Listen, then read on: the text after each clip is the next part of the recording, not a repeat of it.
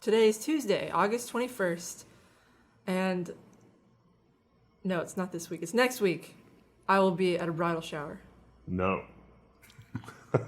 I've returned, and the Tide Pods are gone, and we've got a martini glass of red pills. People don't like the red pills. No, it's a little cringy. You think? Well, it's supposed to be a joke like the Tide Pods. Well, I've been told that using the word cringy is also cringy, so I don't know what to believe anymore. I'm so disconnected from the youth of today. Do you not understand the red pill reference? It's the Matrix. Yeah. Oh, is that what you guys thought? Yeah. No, there's also a subreddit called R the Red Pill, which is like really... Krista, this is all tied together. You're the one who's out of touch here. Oh, speaking of people that are out of touch, let's dive right into government, shall we? This one, this is incredible. This is... Do you think this industry, like they had a meeting before they talked about this, do you think anybody raised their hand and they were like, hey guys, you realize we've been saying the opposite of this for like 20 years? Is anybody concerned about that? Yeah, no. It's well, and I should say it's hardware and government this episode. So we're going to get the government out of the way, then we're going to do hardware because hardware early in the week. This story is about ISPs saying they need government money in order to expand service in rural areas. But just for the viewers that are in the U.S., I'd like to go. Here's your engagement challenge: go to your telecommunications bill and find the line items that seem like they're government fees or taxes or like an FCC regulatory fee or whatever, and now be outraged by the next thing I'm going to tell you, which is the government no longer mandates that these communications organizations collect that money. That money is collected in order for them to upgrade their infrastructure. It used to go to something called the Universal Service Fund, which was what we used in the 1960s to roll out telephone service in rural areas. And the government was like, hey, you guys can just manage this yourself, right? And ISPs were like, that sounds great. Oh, we're going to need more money. And the kicker here is that they have fought tooth and nail to not get the broadband to be labeled or classified as a utility.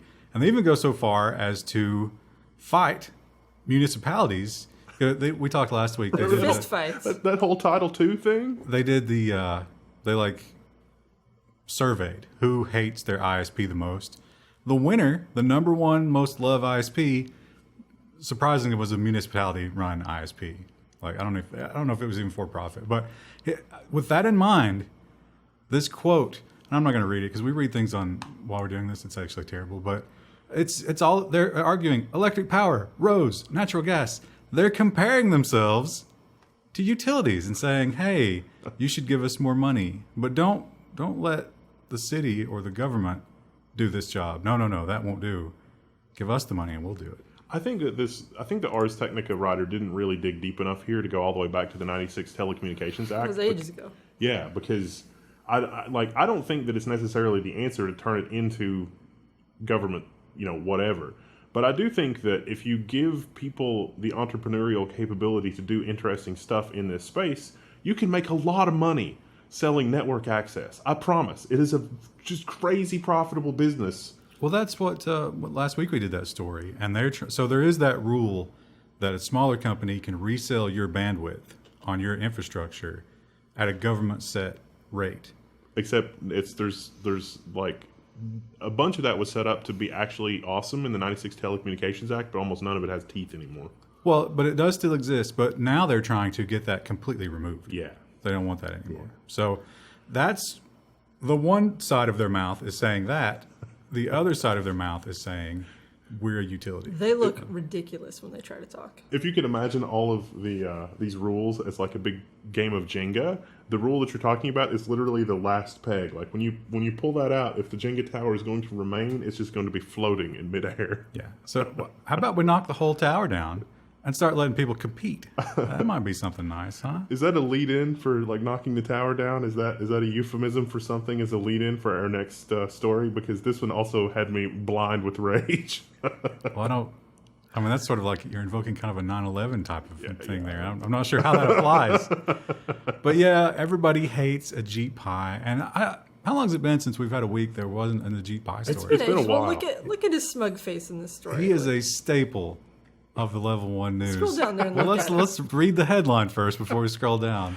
Complete joke. Democrats have been ripped off for totally failing to grill the FCC chair Ajit Pai over a net neutrality cyber attack. So for those of you just Tuning getting clued into this, forever this guy's been saying that the FCC was attacked by a distributed denial of service attack, and that's why their comment system was messed up, and there's identity theft and all kinds of just all kinds of shenanigans. And then it turns out there wasn't when they were asked to produce evidence of that, cornered into producing actual evidence of that, and then they're like, "Oops, our bad. It was our IT guy." But more importantly, there was an oversight committee scheduled meeting right after that. To ask about what last happened. week. Yeah. So, hey, let's do an oversight committee meeting. Let's try and grill Ajit Pai over what went on. Exactly one person asked him about that episode, and it was kind of lackluster. So they just let him get away. He blamed it on the chief information officer, who was an Obama appointee. So his press release was basically like, I'm excited to finally tell the truth, that it wasn't my fault, and we can end the conspiracy theories. I'm paraphrasing just a little bit, because he literally said, we can end the conspiracy theories, that I was somehow cheating. We're living in the darkest timeline. What I was just thinking is, like, what's the Star Trek timeline where, like, the Romulans took over the Federation Council really early on? Because this is that timeline. Well, you're really saying some terrible things about the Romulans here. Well, it's time for my favorite part of the news, and oh, what a week it has been for Tesla. Now Here come the downvotes. we're gonna split this into two parts because it's kind of like a mixture between government and business news. But early in the week, we found out. Now, last week we talked about. There were some stirrings about this, but now it is for sure there is a subpoena over the funding secured tweet. Was that tweet wrong? Should I not have done that? There's securities fraud. We'll learn more about that in business because he's done some interviews and he's like, sorry, not sorry. So, yeah. But he offered to take it private for $420. But if you look at the graph of the Tesla stocks, as soon as the stock started to go back down again, he was like, no, the shorts will not have it. Because, there's a lot of people making a lot of money from shorting Tesla. I actually meant to put the graph after the story. I was super late today. But yeah, if you look at the stock now, it was doing fine. It was cruising along, and then the tweet, and it went to like 380. Well, before the tweet, it shot up because of the earnings, because the earnings were higher than expected. But I mean, it continued that meteoric rise. It got to 380 on the back of all that. Yeah. And then over the past week, a lot of weird things have happened, and I think it's at like 305. Yeah. So imagine if you bought at 370. Bad news. You know who's feeling good? David Einhorn. Having a great week. He's probably like, he's probably got a hooker of every hair color and ethnicity, and they're all wearing those shorts that he got in the mail. There's just a mountain of cocaine. All the shorts he got in the mail. Say juicy on the butt. Oh, Level 1 news. Woo! Well, and don't let the Tesla fun stop there. We've got more Tesla stories. And Tesla, as we reported in the past, they love their subsidies. And they don't like it when you take them away. I feel like this is one where people were beating us up in the comments about this, because we talked about subsidies in Germany and Canada and the US and other places. And I feel like that there were a lot of people that were saying, no, the situation in Canada is completely fine. Tesla is included. But this article would seem to say that no. And in fact, some Tesla customers are not getting their incentives. This is, I can't remember, it's some kind of city or municipality or whatever. I don't know how the weird segregation of landmass go in Canada. I don't know what they call them. But I think this was the Rob Ford area. Yeah. The crack smoking mayor, if you're not, you don't know about Rob Ford. Anyway, they had a $14,000 subsidy.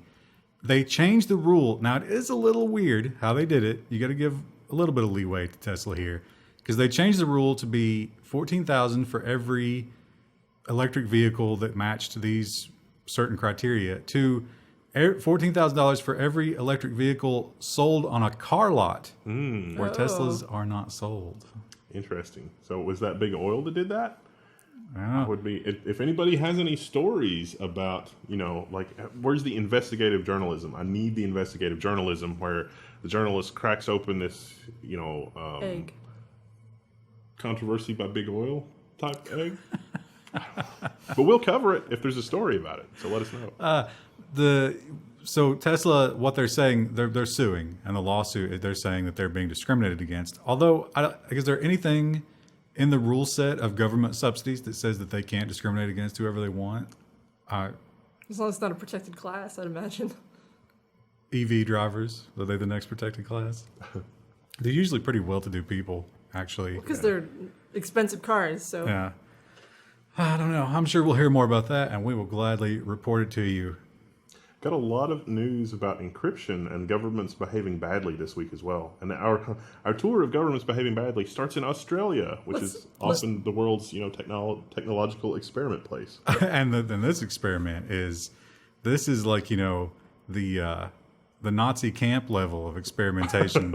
So we've talked a lot about who's the guy in the FBI that's always crying out for backdoors? Oh yeah, I can't remember his name. Yeah. We shouldn't know his name. I'm glad I don't know his name. But he's basically always saying, hey, you have to give law enforcement, and law enforcement only, a backdoor. And of course, that's impossible. That's dividing by zero.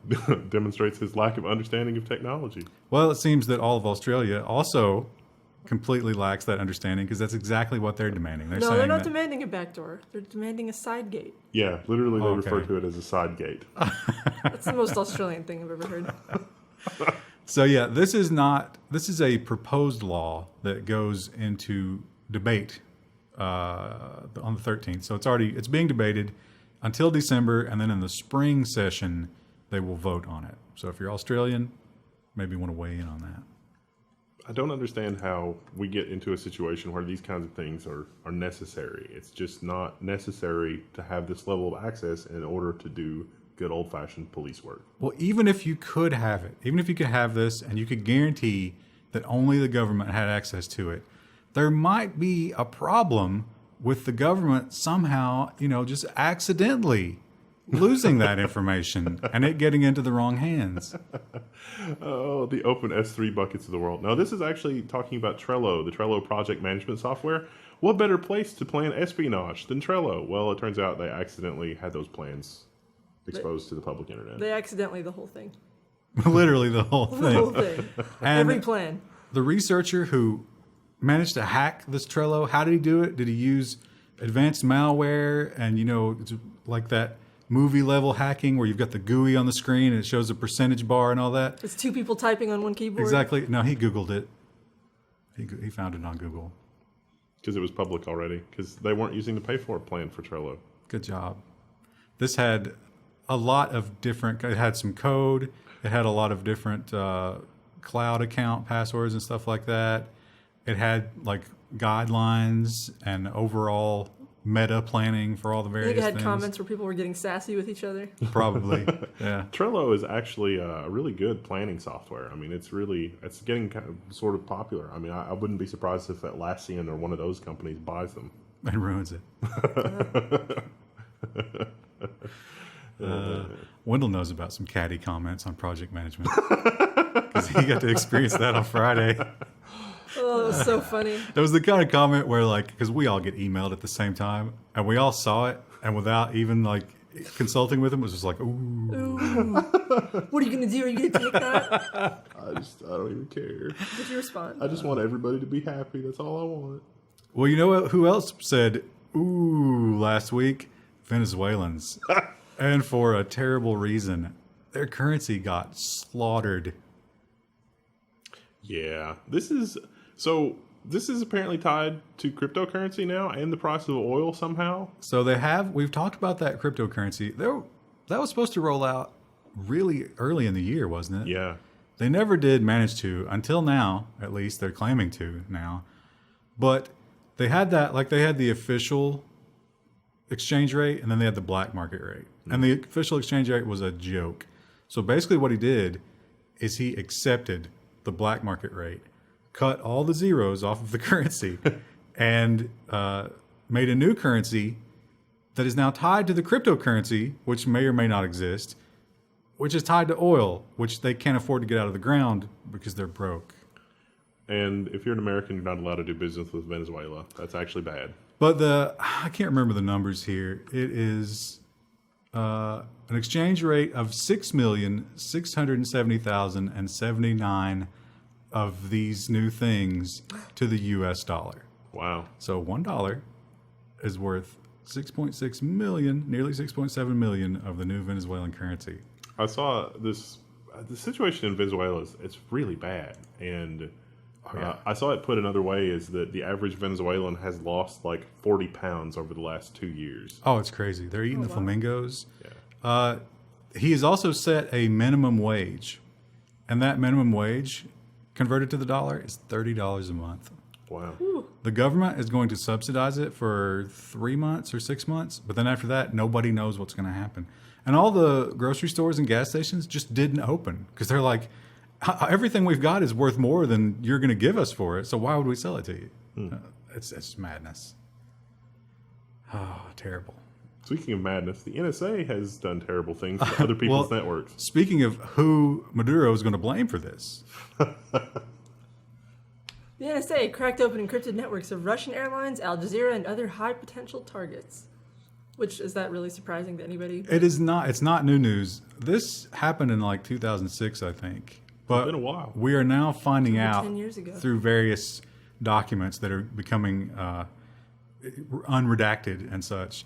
We're finding out that they were able to get into all these places because they cracked OpenVPN. That's surprising. Yeah. And a lot of those is like, how did the NSA get into this? Was this crazy malware? No, they might have just been in the VPNs all along, Turns out. which is surprising. Yeah. I mean, after Shadow Brokers and Eternal Blue and all the other stuff, are we really that surprised? I mean, that was the era when those tools were being developed. I saw one InfoSec researcher refer to, like, how do you know if a nation state is attacking you? And it's like you do the triage on the thing, and it's like the tools are incredibly sophisticated, but the operator of the tools appears to barely be literate, probably a nation state. Well, how do you know if the NSA or China is hacking you? Did the sun rise in the east? Did it set in the west? And we talk a lot about, and in fact, our next story, like the Chinese wave of cyber hacking terror. That's sort of in the news these But days. they're so open about it. And it's true. I mean, Yeah, China's they don't always care. hacking, but clearly the NSA is too. And they got a big win in 2006. What are they doing now? We don't know. One thing we do know is that China is keeping an eye on their Muslims. With doves. Well, it was the drone story Pigeon. we did Pigeons. ages ago. Okay. Yeah. Where they have drones that look like birds. Now, who knows how they're tracking them all kinds of ways, I'm sure. That's exciting. I want one. Where can you? Can I get A that from Muslim or a Alibaba? drone? You can get it, but it comes with malware. So yeah, they have 22 to 25 million Muslims, which is just a tiny little fraction compared to how many people? There's like 3 a whole billion? ethnic group that's Muslim, I think, in the West. Well, China. when you dug Yeah. into it, they're also tracking the Tibetan Buddhists, and it's like, oh, And Protestant Christians. Protestant Christians, Can't but confirm. As I think Christian. it's I've mostly heard the that. Muslims because and in Europe, the Muslims when they integrate into a society, it's there's a lot of conflict because it's such a different way of living, and the Chinese are just like, no, we're not having it. Track them and control them, and so yeah, they're using their pigeons, they're tracking all of their online stuff, and they don't make a great secret about it, like you say. Just hey, it's what we're gonna do. Deal with it. You know what else they're gonna do? They're going to downvote your rights.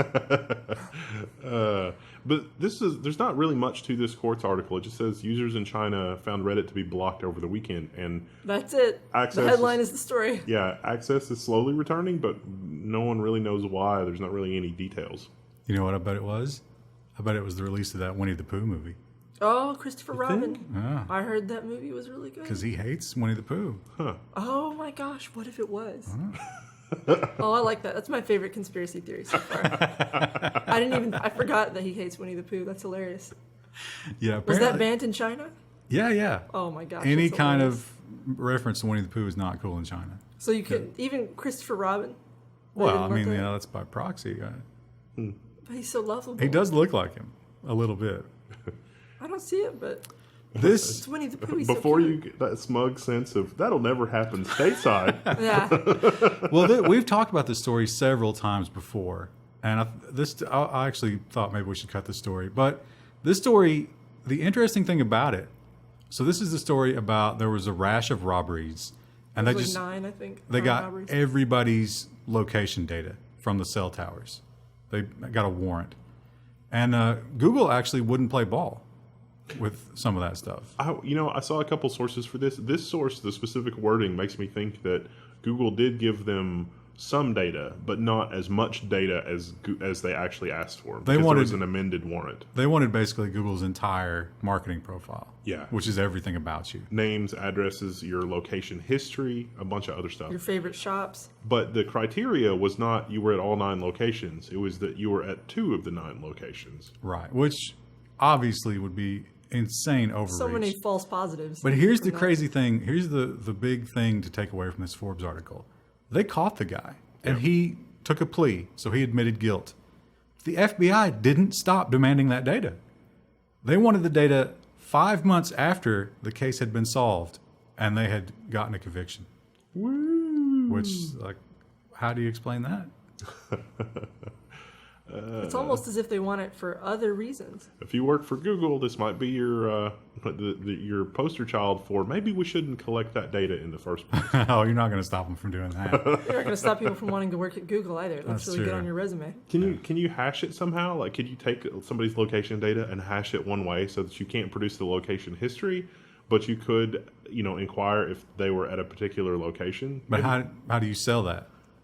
How do you sell that data and make money from it? Google's got a lot of smart people. They can figure that out. It's like They're smart, but not salesmen, I would it's say. like the government backdoor thing. Yeah, You can have it one way, but it's the reverse of that, actually. Well, how about Facebook? I was surprised to find out that Facebook Messenger is actually end-to-end encryption, and it's not stored.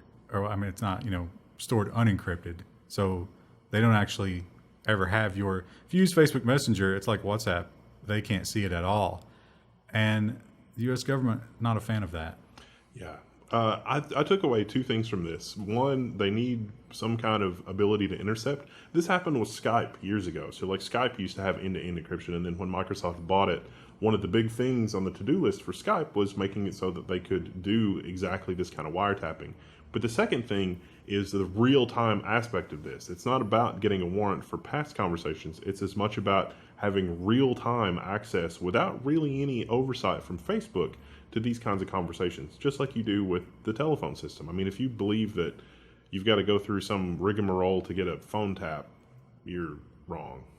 This is about one specific guy, at least at this point. There's an MS-13 gang member, and the FBI believes that he is using Facebook Messenger to communicate gang-related activity.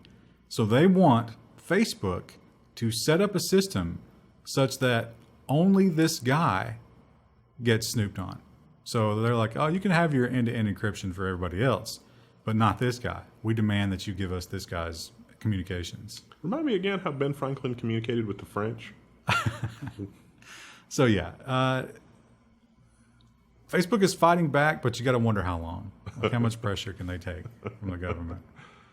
How much money can they take from the government before they'll give that up? Yeah, and this is one of those situations where, it's easy to be like, well, if the guy's in MS-13, he's a gang, because that's Trump's favorite dead horse to beat on. It's like the immigration argument. I don't necessarily disagree. I mean, it'd be nice if we get rid of the horrible gangs from our country, but to give up encryption to get rid of them, I don't know about that. Like cutting your nose off to spite your face, or the medicine is worse than the disease. Well, are you a NEET? I bet some of you are. Here's some bad news. Here come the upvotes. Well, I don't know about that. I don't think we're going to get upvotes for the story. Here's the bad news if you're a NEET that drives. California is admitting to using license plate readers to monitor welfare recipients. Now, I'd just like to point out how much easier would it be if California officials could just subpoena Google to track those needs. That's true, because they got phones. Well, everyone has to have a phone. Even homeless people have phones now. It's just part of the cost of living now is you have to have a phone so people get hold of you. And This is a really dark future we're headed toward, and you've got to be aware of it if you're going to make any changes. I mean, is this what you want? If not, do something. So the idea is they've installed license plate readers almost everywhere that you go now. They're on highways, mall parking lots, and tons of places. Police cars have readers on the side of them so that when they cruise through parking lots, they're picking up. And these all go into image recognition, and they get into a searchable database. So I can pop in your license plate if I'm law enforcement, and it'll tell me everywhere that you've been, that a license plate reader has seen you. Gizmodo admits no one has told them how tracking a license plate proves welfare fraud. And I don't understand how it would. Well, it's like, oh, they've been seen in a bad neighborhood. It's like, well, they're on welfare. They probably live in that neighborhood. Like, But I mean, where could you go that would prove that you're defrauding welfare? Like a nice restaurant or something? a known drug dealer's house, but it's like maybe they're buying drugs with their own cash. You don't know. This is their third trip to the Olive Garden this week. No. Oh, they bought one of the unlimited. They don't do that anymore. The tour of Italy, which is like, what, $22 now? They got burned hard on that. Well, we've talked about China and their relentless hacking and the NSA and their relentless hacking. So what happens when we need to go into cyber war? Well, Trump has redefined the rules. Again.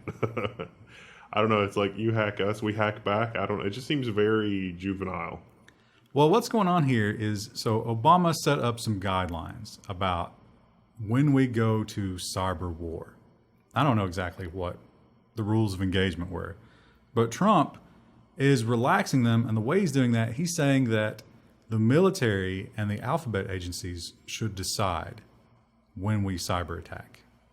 That doesn't seem like that'll end badly. I mean, who decided before? That's the question. There are some that say that the whole reason we have shadow brokers and that kind of thing is just a war of escalation between different, I don't want to say warring alphabet agencies in different countries, but alphabet agencies that have disagreements. It's like, hey, you open Pandora's box on our side. We had a gentleman's agreement not to do anything. We're going to release this stuff to the criminals and just sit back and watch the chaos. I can see that. It's kind of like a softball league between major tech companies. Yeah. It's like, oh, you wait till next year. You just wait. But if it was the lawmakers that were making the decision last time, I kind of think that a somewhat trained military cyber espionage group would have more knowledge about that than our lawmakers, for sure. It's like maybe it's like the softball league, and they're talking shit on the field, but then there's that one guy that's super pissed off, and he's just keying the crap out of everybody's Teslas in the parking lot, like slashing the tires, and No, you yell at the ump. That's what you do in baseball. Well, while they're yelling at the ump, their Teslas are getting trashed in the parking lot. It's sort of how that played out. So it was weird because everybody came out against this because it's a Trump policy, and that's what you do. Trump makes a policy, you come out against it. That's just how it works these days. But the thing that they always cited was, what if we're spying on some of these organizations and then you cyber attack them and that disrupts our spying? If only there was some way for all those departments to communicate with one another. Yeah. So, I don't know. It is definitely the time of the hacker. And who is the most benevolent of all hackers? 4chan. It's the guy who hacks GTA and uses the minigun that spits out money and just gives everybody money. That happened to me the other night. Don't tell Rockstar. Shh. Well, bad news for you and that guy. He's on the endangered list. I like how cheat is in quotation marks here for this particular story. I mean, it technically is cheating when they spawn in money, but it's also fun. I like that there's a graph somebody made somewhere of how much money Take-Two Interactive was making before and after they introduced microtransactions and the rate of new game development. And so, like, with microtransactions, their revenue went way up and then the rate of game production went way down. Well, here's the crazy. So the story here is a judge has agreed to block the sale of the cheating hacking software somebody came up with for GTA. So someone is actually selling this that you can install, and it's basically plug and play hacking for GTA. Take-Two has sued and gone into criminal actions against this guy, and the judge says, okay, we're going to block it pending the outcome of this case. But here's the crazy thing. Here's the thing that I do not agree with. They say it's cost them $500,000. And I guarantee they're counting as if all that free minigun money had been funny money that they sold through their shark card nonsense. Yeah. Which and that no one's actually doing. I mean, Krista, is there any chance you would have purchased any of that free money with real dollars? No, I don't really play GTA that often. I was playing, and then a different game. I was playing Overwatch, and a friend of mine was like, "Quick, get online." There's a hacker who's spawning in. They're spawning in money, but they were also spawning in wildcats everywhere. So like the entire city was overrun with cats. Actually, Barnacle got banned for a month mistakenly from Take-Two because he was having trouble. Like, he was playing with a group, and it was just a bunch of randos, and it was a mission, and one of the people on the mission must have been doing something. Is the only thing he could come up with, and it wasn't even anything blatant like that. And they banned his account for a month because they thought it was associated with hacking. So I'm sure that a lot of people are getting swept up in this nonsense. Yeah, I've heard that just receiving that money could get you banned. Yeah, definitely. In a lot of cases, you can't do anything about it because Yeah. they're spawning you in. They're literally spraying They're you with a moving you minigun, around. Right. They're spawning in mountain lions as they fall from the sky while you're trying to run downtown. turning you into a cow. They're Yeah. literally bullets of money. So I'm sorry, I'm not that good. I can't dodge all of those money bullets. Well, the way it was weird. So like this guy had the minigun and he was shooting, but it was like paper bags, and they were just falling from the sky. And so the whole server was just lined up. It was like a weird shooting range. Or like everyone was just lined up and he was shooting everybody with the money. It was very weird. I drove a bus into it and he blew me up. Sad, He didn't like it. sad to say that those days might be over now. What Take-Two actually did was just create a new weekend project for somebody to create new software that will do essentially the same thing. And you know who else has got a new weekend project? People who like to hack on electronics in the EU. The EU aims to abolish planned obsolescence. Does that mean planned obsolescence is now obsolete? It's just not as funny the second time. Hit subscribe. Hit subscribe. We had to do that story twice because my phone made noise. So yeah, they want some sort of warning on the package about how long you can expect that product to work. So if the battery is going to be dead in 3 years, they want that on the package. You know, I used to be of the mind that I could kind of see maybe gluing this stuff all together maybe made sense in some ways, and you could just use a heat gun to take it apart. But after experiencing the LG G5, which has a removable battery, like there's a little clip, and you just squeeze the clip, and the bottom of the phone comes off, and you can slide the battery out, and it's just an empty cavity that contains a battery. That is a good user experience, and the G5 is a tiny phone. I mean, it's not very much bigger than the original like iPhone 4, and so if they can do that, there is no reason that we should not have removable batteries. Yeah, absolutely none. And the whole meme that the sealed-in battery makes it smaller, makes it better. No, it's just completely untrue. I don't think they'll stop them from doing that. I don't think this will go that far. I mean, kind of nice if it did. Well, I don't know. That might be overreach. Like if we're telling the company you have to make batteries this way, that could stifle things in the future. But I do like the idea of like, imagine if one product had a big red label on it that was like, warning, dead in 5 years. And then the other one had a big blue banner that was like, replaceable battery, good forever, you know? I think that would be a good solution to that problem. Yeah. But they're doing several other things to support right to repair. And, you know, like things like Apple tries to do. And a certain car company, as we'll learn about later, they're going to outlaw those kinds of things. So that'll be interesting to see. Neat. Now, in weeks gone by, we've covered that Google was getting ready to roll out a Chinese tailored search engine. And by Chinese tailored, we mean that it's going to return cat pictures when you search for Tiananmen Square.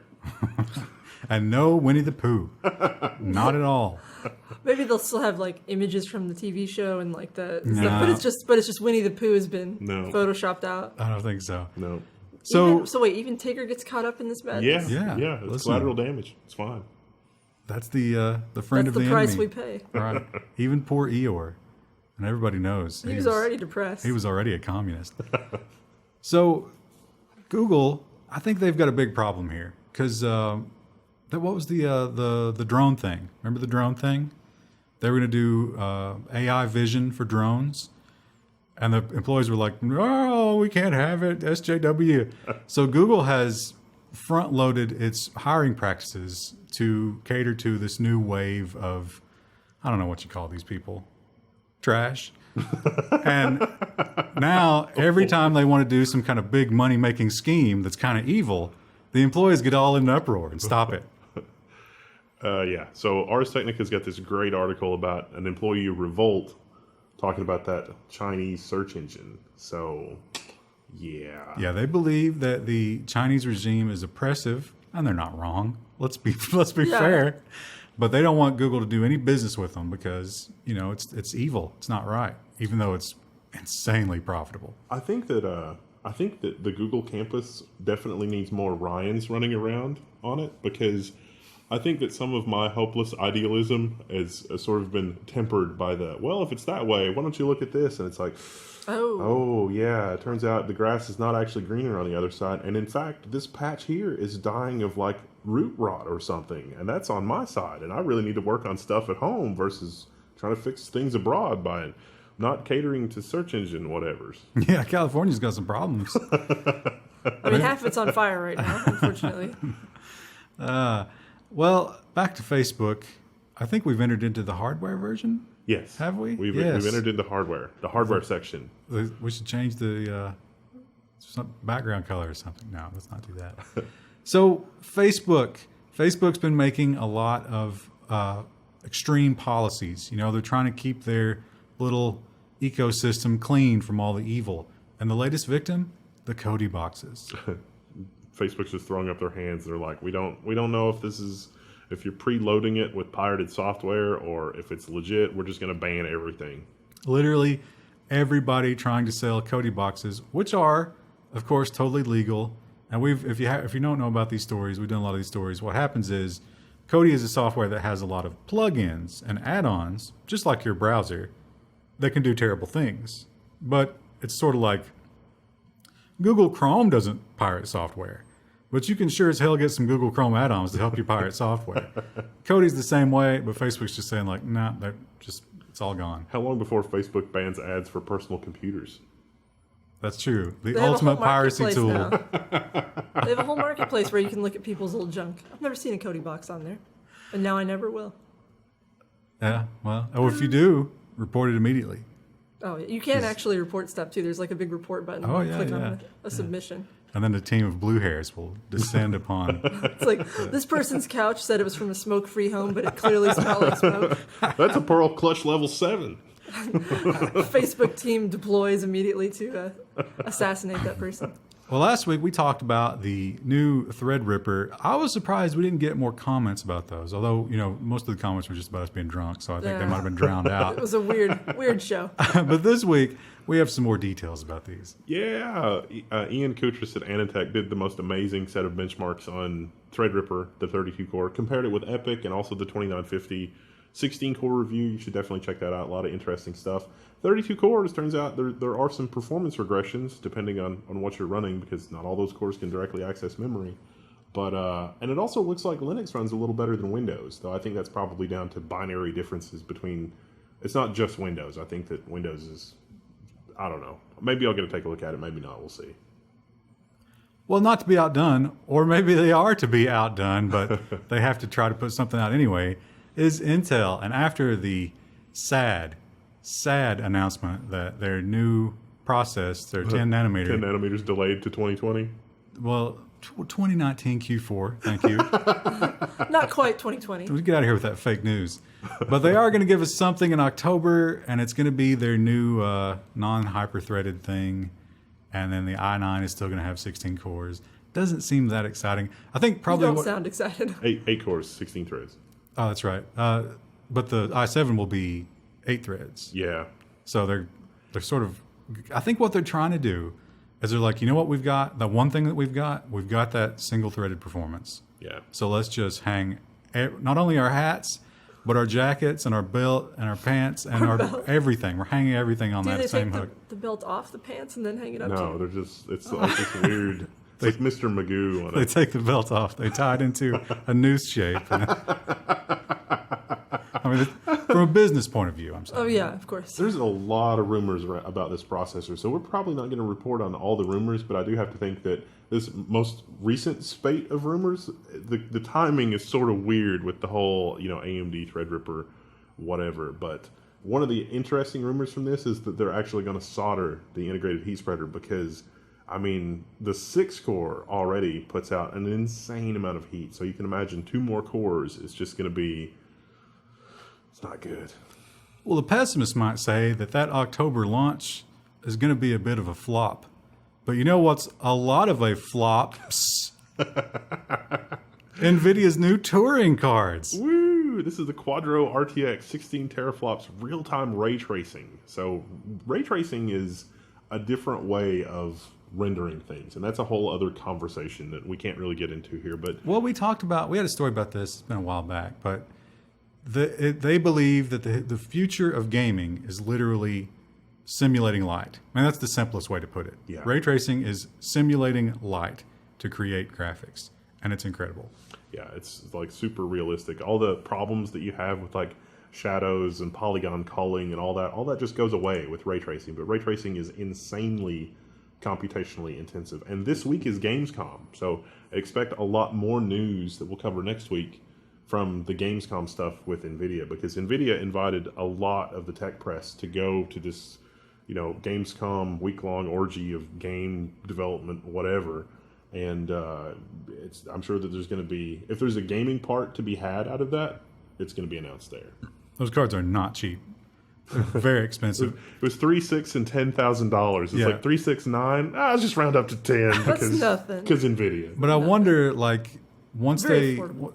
Games will have to start switching over to that ray tracing stuff. Is there going to be sort of a chasm that leaves a lot of the older cards behind? Yeah. And our games company is going to be willing to take that risk. Where I would bet that it's going to be 2 generations. So I think they'll have the RTX and the other thing. I accidentally switched the same. That's fine. So the next story, if you paused it or you have, that photographic memory, has to do with iOS. They made a bit of a blunder. It turns out that they made the phones run like really just bad. They talked about 10 seconds to open an app. Wow. So at that point, I might as well just get up and go to my desktop computer. So how did you catch that? How did you not catch that in testing? Like, how many devices did They didn't test. It's not like when you're, testing a piece of software and you're like, all right, let's test it on the Safari on the iPhone, let's test it on the Samsung, and let's test it on the desktop, and let's do an emulator. No, they literally only have to test on one device. One device, yeah. I think part of it might be that it's, unless you're running your own software in Xcode, you don't really get a lot of software in the simulator to like run and test stuff. I'd love to be able to install third-party apps in the simulator, but it turns out that Apple frowns on that. Yeah, They don't make it easy. Because then you can cheat at Pokemon Go. Yeah. Do a lot of stuff. How pathetic is that? People did Cheating that. at Pokemon Yeah, people Go. so they could change the location Yeah. through GPS, like they spoof the GPS and then get those rare Pokemons. And do what? Show their friend like, hey, look what I found by the library? Or Well, wait, they what- probably don't have any friends. What do you do with them when you get them the regular way? I never really. You know what? Let's just be honest. I didn't really understand the Pokemon Go thing. Maybe I'm getting old. Well, it's bad news for Intel, isn't it? That Threadrippers come out and Intel, they don't have much to offer in October. And how they were feeling bad, but now they might be feeling a little worse because guess what? Player 3. Player 3 has entered the game. I think maybe there's some blood in the water and the sharks are circling. The blood is blue. So ARM released a roadmap, which is uncharacteristic for ARM. And in that roadmap, they're showing that ARM processors are going to be performance and power consumption competitive with x86. So you could have an ARM-based laptop, theoretically. But that will not include x86 emulation. You will have to have software that is native to get that kind of performance. But it still sounds pretty good. Of course, ARM, they'd mostly do mobile type stuff. That's their world. But they're saying, hey, we're getting in the desktop market. Who's going to stop us? Yeah. And there are some ARM things out there that will emulate x86. That was a project Microsoft was working on, but time will tell how that actually shakes out. Does ARM have a brand color? What team are they? No, they just licensed their IP. So Oh, that's right. Yeah, they need to. They're probably working on internal branding right now. Step 1, ARM, pick a color, because Purple. we have to simplify. There's no other choice. Wasn't Transmeta purple? I can't remember. There's no other choice. There's lots of other choices. There's literally trillions. Well, it can't be slightly green or slightly red or slightly blue. Orange would be good because that's Orange would be very different. a combination. Well, this maybe one of my favorite stories this week because, as we've talked about, the Tesla defenders, my God, they are rabid. They are insane. They will accept that Musk does nothing wrong. And, I kind of get it because Musk, he's like this idealist and he has all these high-minded. He's going to get us into space. There's something charming about him. I understand. He's going to get us to electric vehicles. He's going to save the planet and the environment. And he would never stand in the way of human rights or, all these wonderful things. The right to repair, for example. Oh, wait. Fast Company says that Tesla, the company, is not happy that this guy has repaired nearly 400 salvaged cars. More importantly, right to repair, we've talked a lot about right to repair, mostly about Apple. And those laws, those right to repair laws, were all basically written about cars. Yeah. Like that's the whole point of right to repair. That's how those came about. So there are laws very specifically saying if you sell a car, you must give out this information. And guess who's not doing that? Totally against the law, but guess who will not give up all the specifications? It's Tesla. It starts with a T. Today's letter is T. So this guy is, very slowly hacking into the wrecked Teslas and figuring it all out. And he's actually got a bunch of them running, which is impressive. So he has rooted the Tesla. He is a consultant, and he teaches people how to repair the Teslas, which is amazing. Okay, now let's do a level 1 quiz. Are you ready? Yep. Which of these phones is an iPhone? I saw this post the other day, actually. Someone else was talking about it, and I was like, oh, that is pretty... They look awfully similar. Now, I think I do see a difference. For example, the red is on the right over here, and it's on the left over here. It's not technically the exact same image, but it does look There's very no similar. yellow. There's no yellow. Well, it turns out this one is a Motorola. The one on the right is a Motorola, but gosh, it sure looks similar, doesn't it? Wait, the one on the right is an iPhone. Are you sure? Pretty sure. Scroll down. Look, we don't even know. Oh yeah, because these Asian characters. Because it's only sold in China. You're right. Yeah, those are Android. Their background's actually a little nicer. I like it a little more. It was so good, we can't even tell. So yeah, this is just the most shameless iPhone. People have been copying the iPhone for decades, but this is the most. Well, it's not been around for decades, has it? What are the iPhone? 2009. It's going to be a 10-year anniversary next year. Wow. But this is the most shameless ripoff ever, and Motorola is behind this. They're only going to sell it in China, where people like the iPhone is way more of a status symbol in China. It's a status symbol here too. I mean, let's be honest. It is a little bit. This is going to be $350 less. So you can get the iPhone, or you can get something that looks exactly. They got a picture of the back on here too. They have the notch as well, like the new top notch thing. Look at that. Just get you a little Apple sticker. Call it a day. Even the camera's nearly identical. The controls are a little bit different, but who's going to notice that? It would be amazing if the cases were compatible. That would be awesome. Yeah. Get yourself a nice phone case, and nobody's going to know the difference. So, congratulations, Motorola / Lenovo. That was a brilliant tactic. Maybe a little nasty. Well, kind of cool. that's part of the job.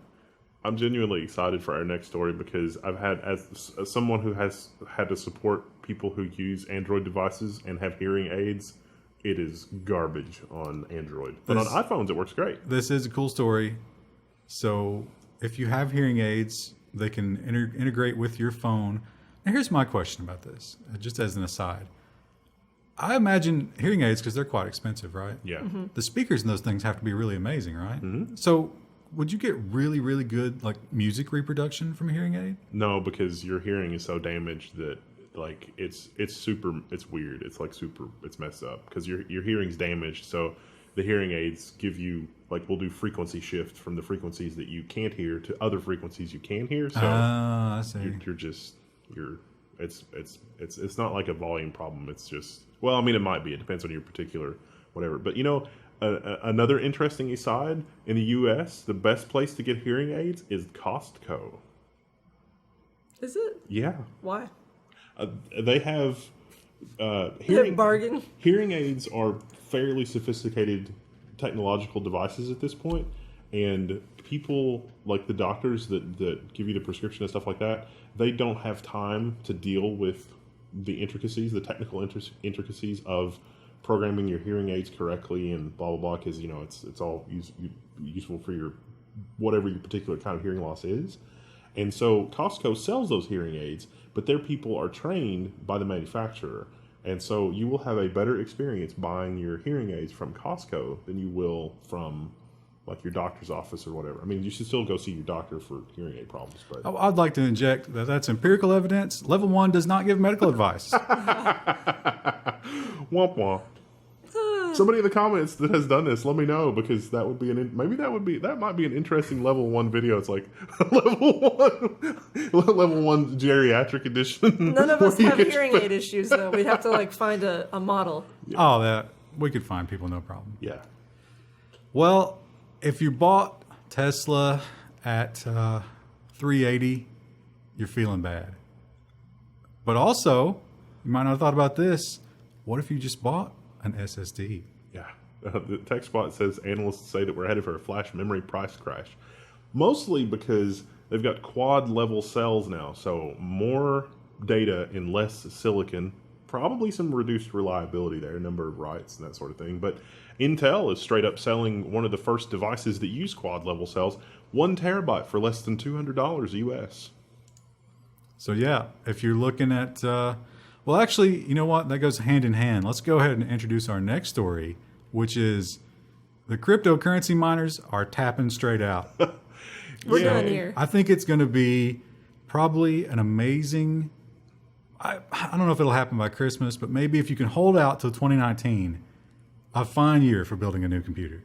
I think if you see a 1080 Ti for like $500-$600 now, I would jump on it now, because I've seen new 1080 Ti's for $600, $550, $600, something like that. I've seen 1070s for $350, $300. So yeah. So Nvidia is admitting that they're not seeing the crypto sales anymore. It's over. The wave has crested. The most interesting thing in this article was that Nvidia said, yeah, we correctly pegged it because they had a peak demand of like $289 million worth of graphics cards in 1 quarter.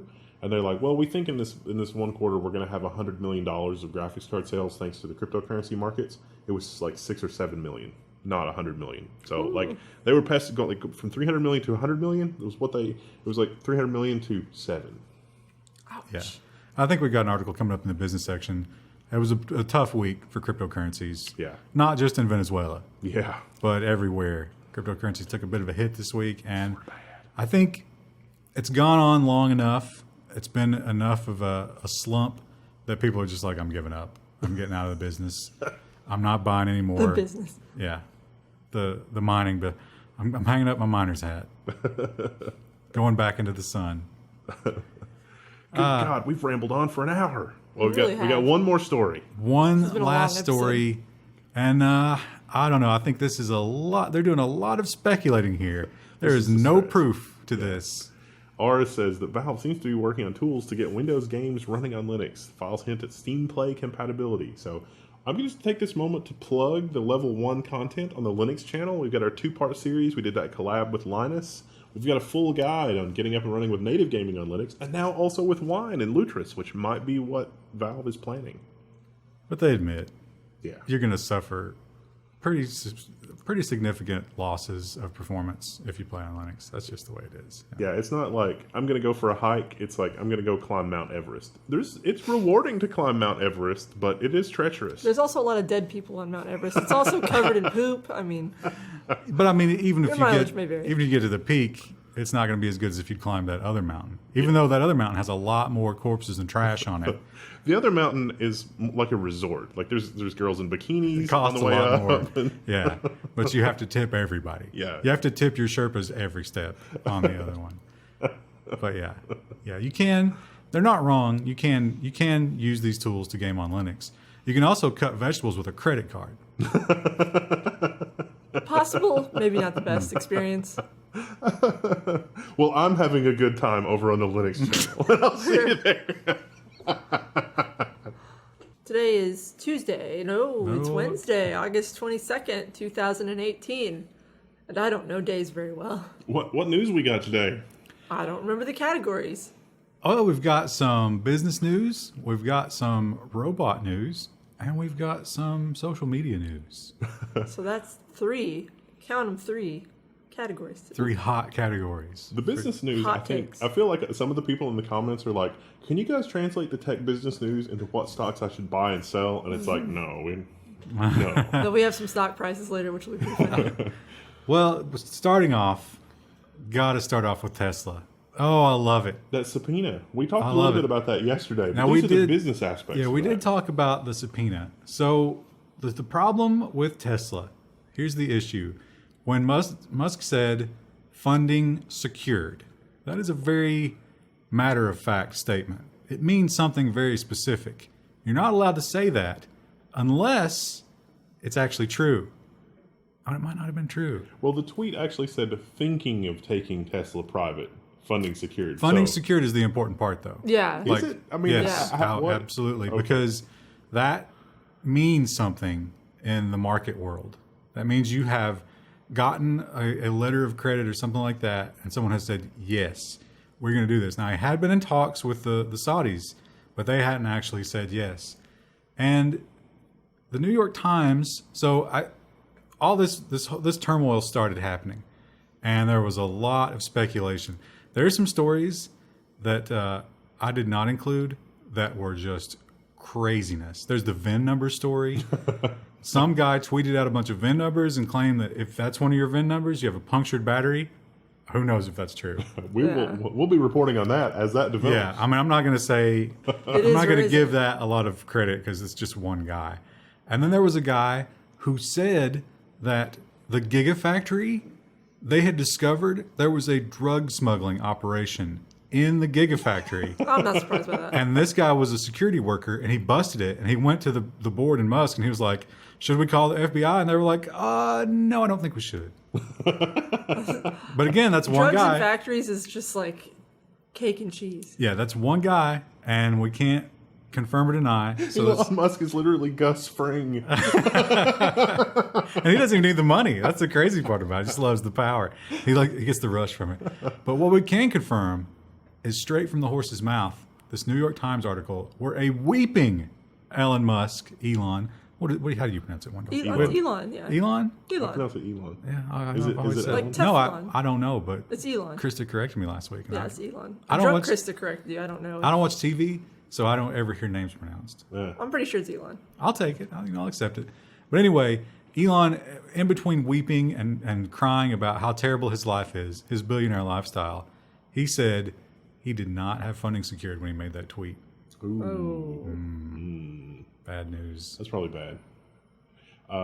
This interview was really interesting. Also, Marquez Brownlee, the tech YouTuber, also interviewed Musk, and that was another interesting interview. But in this one, it's very odd that they came out at the same time because it was a very, very contrasty.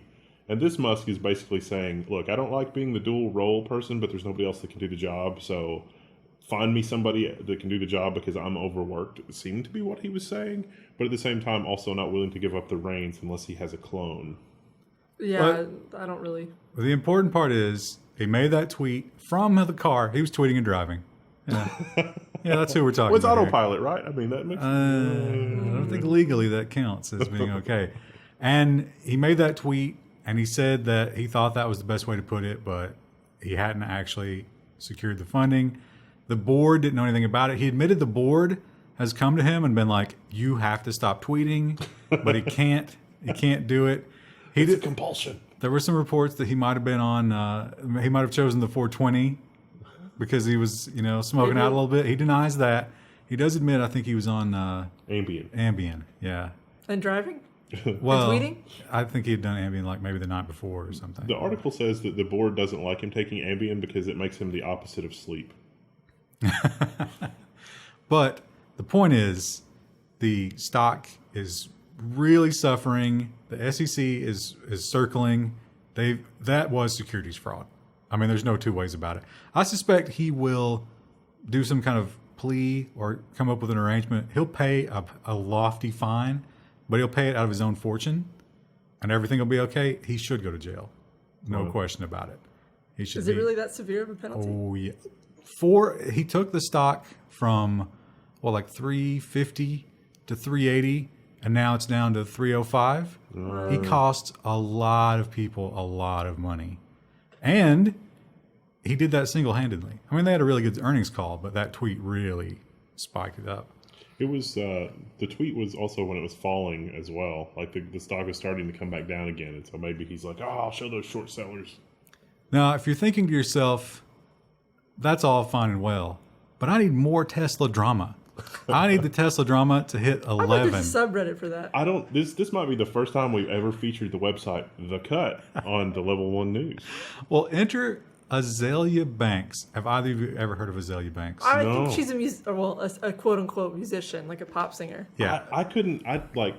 My reading comprehension failed me on this article. I tried to get through this article 3 times, Well, and my brain just shut down. Let me walk you through it. This is Azalea Banks right here on the right.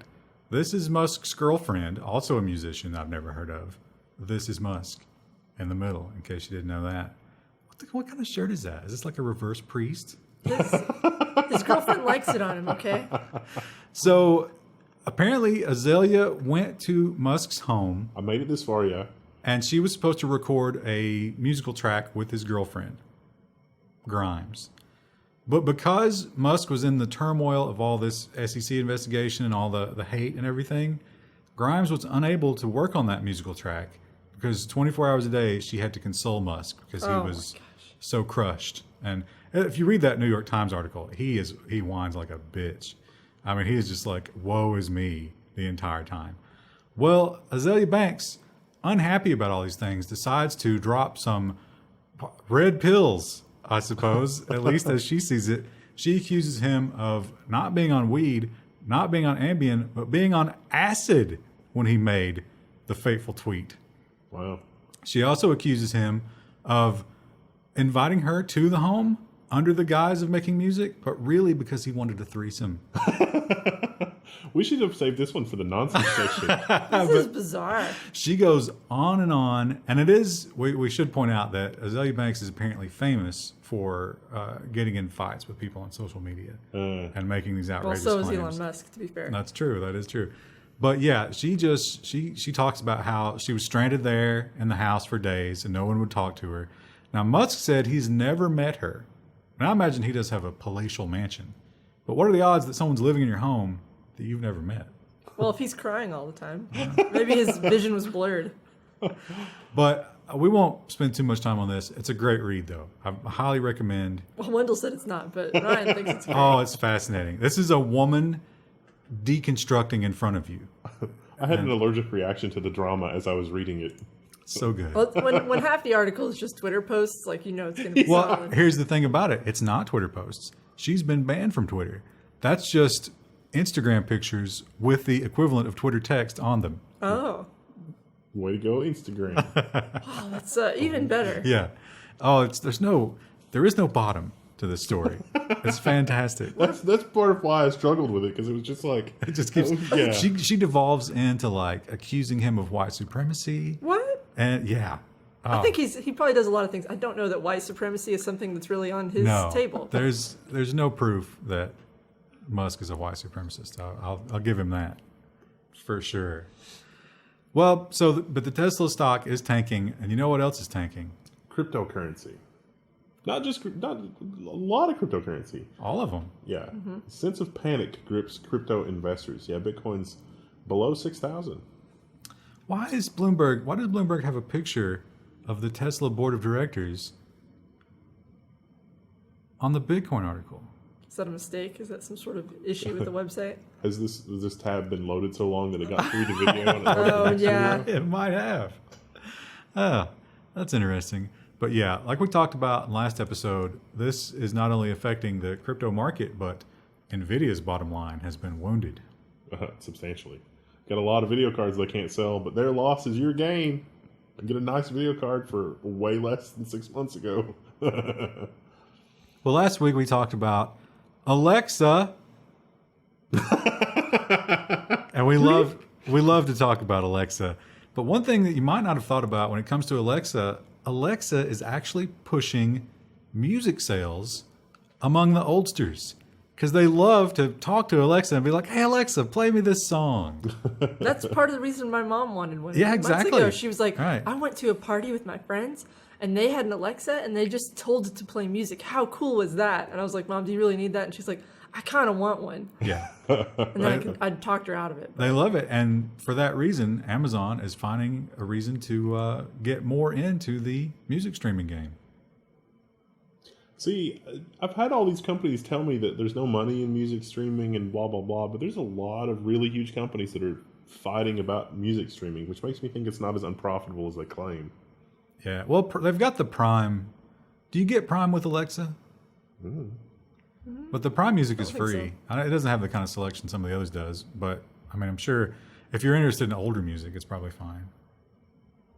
But, yeah, they're going to focus less on rap and hip-hop, which I can confirm. Google Music is like, I don't recognize anything on that new release page. It's like, what is this? No, Google Music. I don't want to listen to Lil Keek.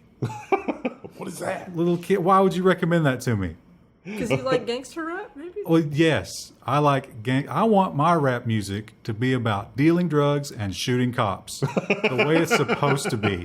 There goes our monetization. I don't know what this new stuff is, but I don't want anything to do with it. Well, that's what Bloomberg's talking about here in this article. I mean, Yeah. They're old music, which sadly is like Tupac and Biggie and Ice 30 Cube. years ago.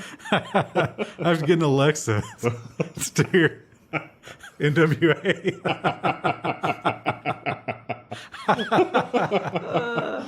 When you're in the nursing home, you know.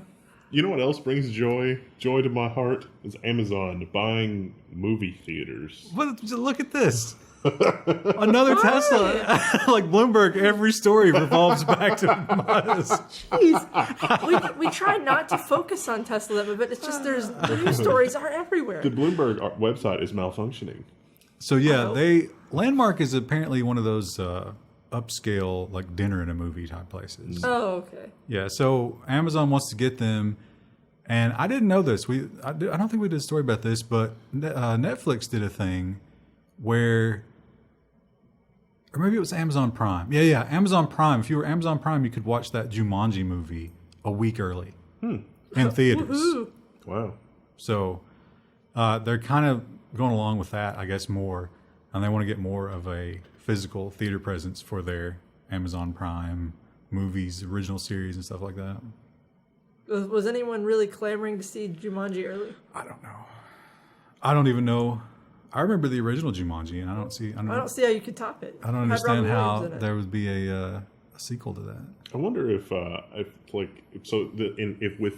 Jeff Bezos in Lex Luthor mode, I wonder if this is some kind of maneuvering to give him access to movies that he otherwise wouldn't have access to, that he can sell virtual theater seats on Amazon. Because you could see Bezos coming up with something with movie studios to be like, you're literally, renting a spot in this movie theater, but it's actually going to be telecast to your Amazon Prime set-top box. You think those anti-piracy laws would get in the way of that? Because you know how they would use the physical DVD and play it and then stream a camera, and that was made illegal. Yeah. I'm sure Bezos has got some kind of a plan like that, but that would be pretty cool if you could get theater releases on Amazon Prime through some kind of backdoor way of this deal. Would every 20 minutes or so, would they bring a crying baby in and sit it down next to the microphone so that for that real authentic theater experience? And then you they coat your floor with something sticky.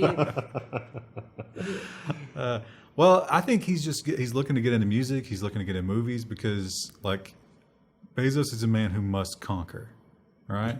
He's like the Genghis Khan of the corporate world. And he knows that if you stop conquering, your people get soft. You have to keep moving, keep destroying. So that's just what he does. And speaking of movies, I think for 4 or 5 weeks now, we've been talking about Movie Pass. And if you went back and you did a little montage of all that, you could call it the deconstruction of Movie Pass. And we're entering the end game, I think. Movie Pass is limiting selection to up to 6 films a day, which I guess it's disturbing that was a problem for them. in terms of their profitability. It's like people would watch 6 movies a day. No. That's not what that means. What they're saying is, I think they got a picture of. So yeah, like you're going to get to choose from 6 films a day. And so, if your theater doesn't play it, too bad for you. Yeah. So to control all that rampant movie watching, every day is a different selection of movies. Well, that seems way worse. Yeah, that's way worse. They found new ways to make the service worse. So yeah, they're saying like big box office weekends, like a new release on Friday, forget it. You're not getting that one. Do you think maybe they deliberately worded their press release to be confusing? Oh, I'm sure. Yeah, definitely. Like when I first read this too, I was like, what? Yeah. So you see here, they say, here's a full lineup of movie titles available on MoviePass in the coming days. So you sort of have to plan out your movie watching. And they talk about one of the things this is going to do is, like, if you're going to go to the discount theater that's showing a movie that's, 8 weeks old or something like that, there's no way. Because that's not going to be on the new list. So it's kind of like Netflix, but a really super limited Netflix where you have to get in your car and drive someplace. Well, isn't MoviePass publicly traded? How's that stock price looking? Let's take a look. Let's see. Maybe the internet will have some information about that. So, wow, it was $25 on July 20th. How much is it now? 3 cents. I had a physical reaction. It's like, oh, my heart just sunk, and I don't even know it. Yeah, real bad time if you're a MoviePass investor. That's not MoviePass itself. If you're wondering, it's Helios and Matheson Analytics. They own them. I don't know if they own anything else, but certainly whatever they own is not doing well. I've got about $8 in my pocket. We could do a hostile takeover. What would we do with it, though? I don't know. It'd be cool to put on the resume. Hostile takeover of MoviePass. But that you got to put up that $8, and then you got to put up like $100 million to satisfy all of the cards that have already been sold. Yeah, that's going to end badly. Bad thing. Speaking of things ending badly, and speaking of movies, Netflix will now interrupt series binges with video ads for its other series, which kind of defeats the purpose of having Netflix. Kill it with fire immediately. Kill it with fire. The only reason I keep my Netflix's account is because other people use it, and also because it has no ads. I'm not paying for Hulu because it has ads. I don't want ads. Krista, that's not allowed. Don't. Oh, yeah. You think maybe the Netflix people have forgotten why people went to Netflix in the first place? Maybe it was to escape time-wasting ads? Now, they claim that this is for your benefit because their analytics show that a lot of people spend a lot of time browsing through the Netflix selectors. And you're not going to need to browse if they just tell you what to watch.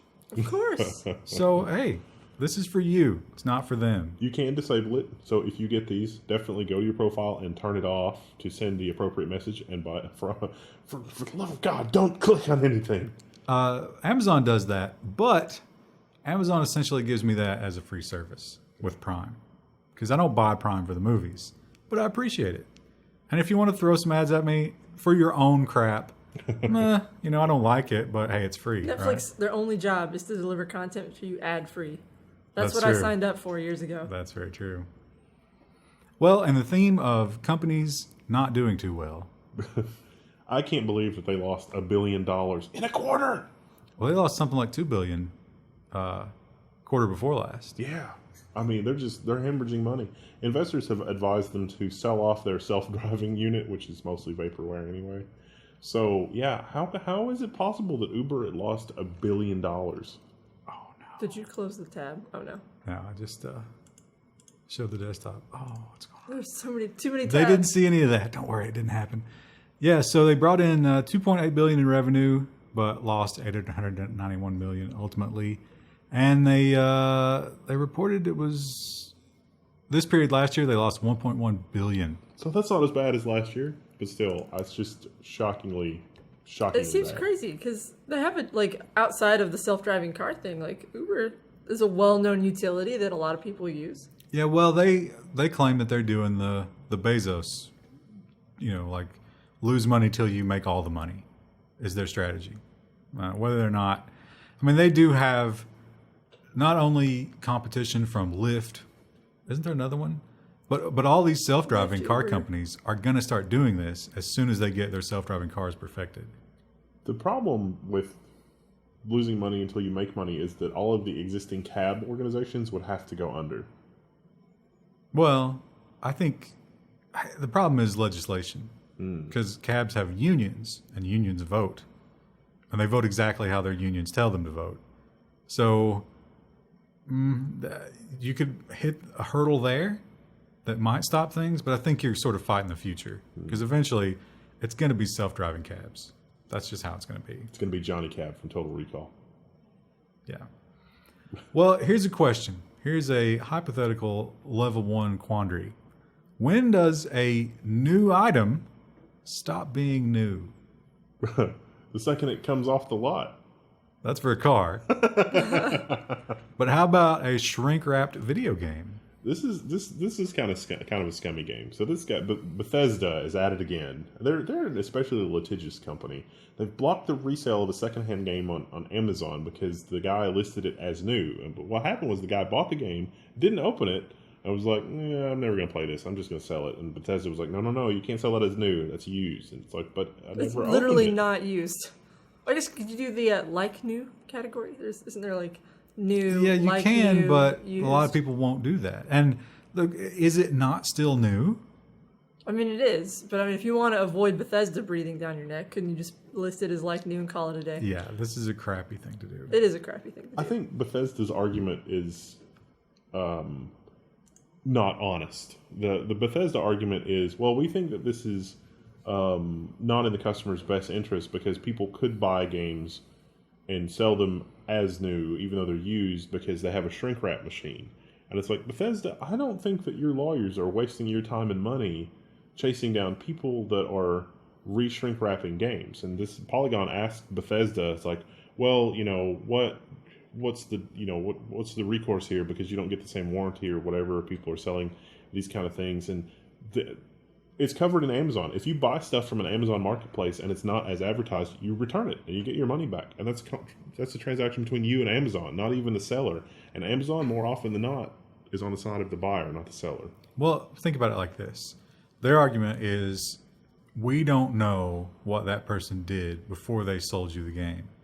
But is it not completely within the realm of possibility that some Best Buy employee razor blades the thing, pulls out like an online code or something, seals it back up with a little heat gun, pops it right back on the shelf?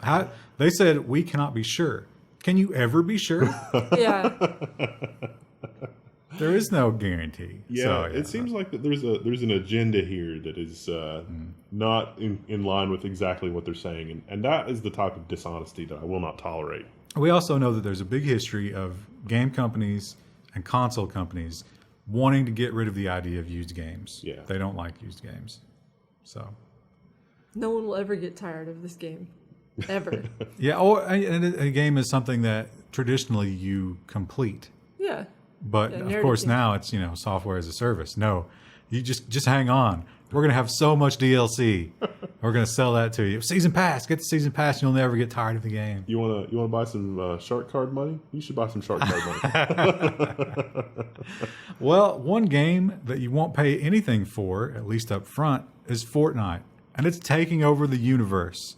Fortnite is more popular than every major religion at this point. And I've done the study to support that. No. Not really. Why? Well, people on Android are going to get Fortnite, but they're going to get it in a specific way.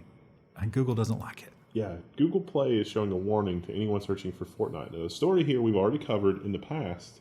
That is, Fortnite is not on Google Play. You have to manually install it. And Android permits that. Android permits you to install an APK, a file, a program directly. But the concern here is that people are going to fraudulently make fraudulent Fortnite games on the Google Play Store, and Google's not going to catch it. So this is a Band-Aid, I think. They're not wrong. People are definitely going to make fake Fortnite apps on the Google Play Store. No question about it. It's going to happen. But I think, now, you know what else they'll do? They'll tell you, hey, you can't get Fortnite on Android Play Store. but then they'll show you some games under it, including PUBG. I did think that was a nice touch. Google's just like, all right, well, you don't You want to play might be interested in. Well, a lot of people are very concerned about the relationship, the coming together of Donald Trump and Vladimir Putin. And it's people say these two superpowers, these two corrupt men coming together is terrible. It's going to destroy the world. But I think there's a more disturbing joining of forces. Alexa and Cortana are getting together. Microsoft and Amazon have begun a public rollout of Alexa-Cortana integrations, and they promise more to come. Here's a question. Do you think there'll be a deviant art category? Oh, absolutely. Actually, I'm not. There's a whole like series of fan art for different websites. I was thinking about this, and like, this might not actually be completely terrible, but this taken to its logical conclusion, you end up in some really interesting possible futures. So, like, for example, say that I've got a problem that I'm going to need some sort of, let's say, gray area help with. Like, I need to hire some muscle to go after somebody for a personal debt or something like that. And it's like, am I going to, that is the personal assistant for that, for like, a bail bondsman or something like that? Is that going to be like, Eddie? And so it's like, hey, Alexa, get me in touch with Eddie. It's like, hey, Eddie, I got somebody's kneecaps that are in need of adjustment. That would be cool if there were lots of different personalities. And although you'd get, it'd be like the App Store, where most of them would just be giving you terrible advice and trying to steal your credit card. Now, here's my question. So the way this works is whichever one you have. So if you're on a Windows machine, then you must ask Cortana to summon Alexa. But if you're on the Echo, you must ask Alexa to summon Cortana. Now, have they defended against recursion? Could I then get Cortana to summon Alexa, who in turn, how many levels deep could I get before we ran out of memory, having one summon the other one? That's what I want to try out. Hey, Alexa, tell Cortana to tell Alexa to buy me some shoes. So it sounds like, you're a middle school girl. Tell that slut Cortana to return my skateboard. I think that this is the different names and personalities are a great way to naturally compartmentalize different types of functionality. Like Alexa is who you need when you're going to buy stuff on Amazon, and Cortana is who you need when. Yeah, well, that's how they're selling it. It's like, if you want to do some commerce, you want to listen to some music, of course you talk to Alexa. And if you want to answer some more complex questions, you talk to Cortana. You think they know how to get a hold of Jeeves? I miss Jeeves. Oh. Well, what about? Do you remember Microsoft Sam too? And there was Microsoft Anna. Well, what about Siri? Bob. What about Siri? Siri's all alone. Well, Siri. Siri has some learning development problems. Isn't Siri the name of Tom Cruise's daughter? Oh, no, it's Siri, not Siri. I'm so glad I don't know that. I don't know why I know that. Somebody needs to do an updated version of the browsers. Like there's an old cartoon where the different web browsers, and it's like Firefox and Chrome, and they're like, schoolyard boys fighting with one another, and then there's Internet Explorer who's eating glue. We need that with personal assistants. Oh, they always do that with anime girls, of course. Well, yeah, that's what I've seen. Like with websites, there's like 4chan was always in a suit. Tumblr was always like wearing pigtails and like an anime girl outfit.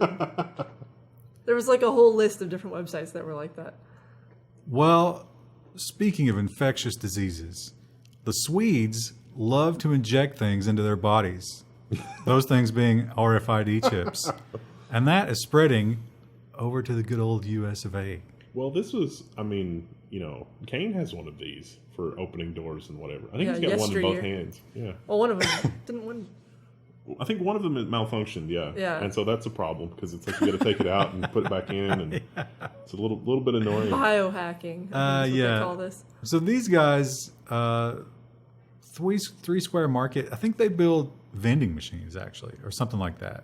So they actually integrate this into their vending machines that they sell. And the doors and everything else. Yeah, but they've got all these vending machines in their own, they got their own product there. So when they want to buy snacks and stuff like that. The problem with this is, okay, it's good for buying snacks, it's good for opening doors, but it's not much else. Some of them have medical stuff on there, like blood type or whatever. Or if you're diabetic, or if you have a heart problem. I think here's an idea that we should do. We should build a watch that scans out RFID. So when you shake hands, it collects everybody's data. It's like a business card without Already actually on having it. to print Yeah. anything. That would be a cool project we could That's do. that's kind of weird though. I would not be comfortable with that. But They to each said their own. it was a third of the company has now adopted it. Yeah. So some people are holding out, but I'd be like, no thanks. for how long? Do you get it wiped when you leave the company? I think the RFID ring is the happy medium because you can just wear the ring and you don't have to worry about remembering Having or it under forgetting your or skin whatever. and then having to remove it. Yeah, Yeah, but it still has all the security risks. that's true. It does because there's no security with RFID. We need a more sophisticated challenge response mechanism, and we're not there yet, but we're getting there. Well, we talked about the cesspool that is Twitter and Instagram, all the Instagram thoughts. Thoughts. And Such a funny word. are they influencing your children? You know, you've got the rap music and the violence on TV and those disgusting video games, turning them into terrorists. You've thought about all these things and it keeps you up at night. But one thing you probably haven't thought about are the robots. So I want to just put a pause on the story here for a second because it's children at risk for robot influence. And, you know, let's think about children of the 80s. It's like a low budget, poorly animated Transformers series was transformed into a multi-billion-dollar industry, you know, making movies and toys and all this other kind of stuff. And so if you're telling me that as a child I could have literally had a robot companion, you know, 10 or 15 years later, will I be super nostalgic to do whatever the robot told me? Yes. Would I have immediately do whatever the robot told me? Oh, absolutely. Also, Yeah. yes. What happens when they tell you to go get mommy and daddy's credit card? Sure, sounds good. Let's go shopping, Optimus. Yeah, exactly. I mean, why did we need a study for this? That's immediately obvious. Look, she's in there with a whole council room full of Right. robots. So- They're looking at graphs. So there's an experiment. So you see these lines on this TV here. So the question is, which of these two lines are the same length, right? But the experiment is these three robots are going to choose the wrong pair. And that peer pressure, how much does that influence the child to make the wrong choice? And it was something like 73%. Yeah. I would say that's true even of other children, though. That Did is they true. compare? Did That they is true, compare? yes. But they're saying that, like, that's something they do with children a lot. And I think the robots were more effective, but it depends on how well you know the other children. But for some reason, robots automatically get maximum trust. So well, obviously, I mean, I don't know how I feel about that. even after watching Transformers, if like Starscream or Megatron were there and they were telling me to do stuff, I probably would have gone along with it. wow, you're going to go for the Decepticons, huh? Well, I mean, that's what I'm saying is like knowing that they're the Decepticons, even after having watched the Transformers, I probably still would have done it. Ah.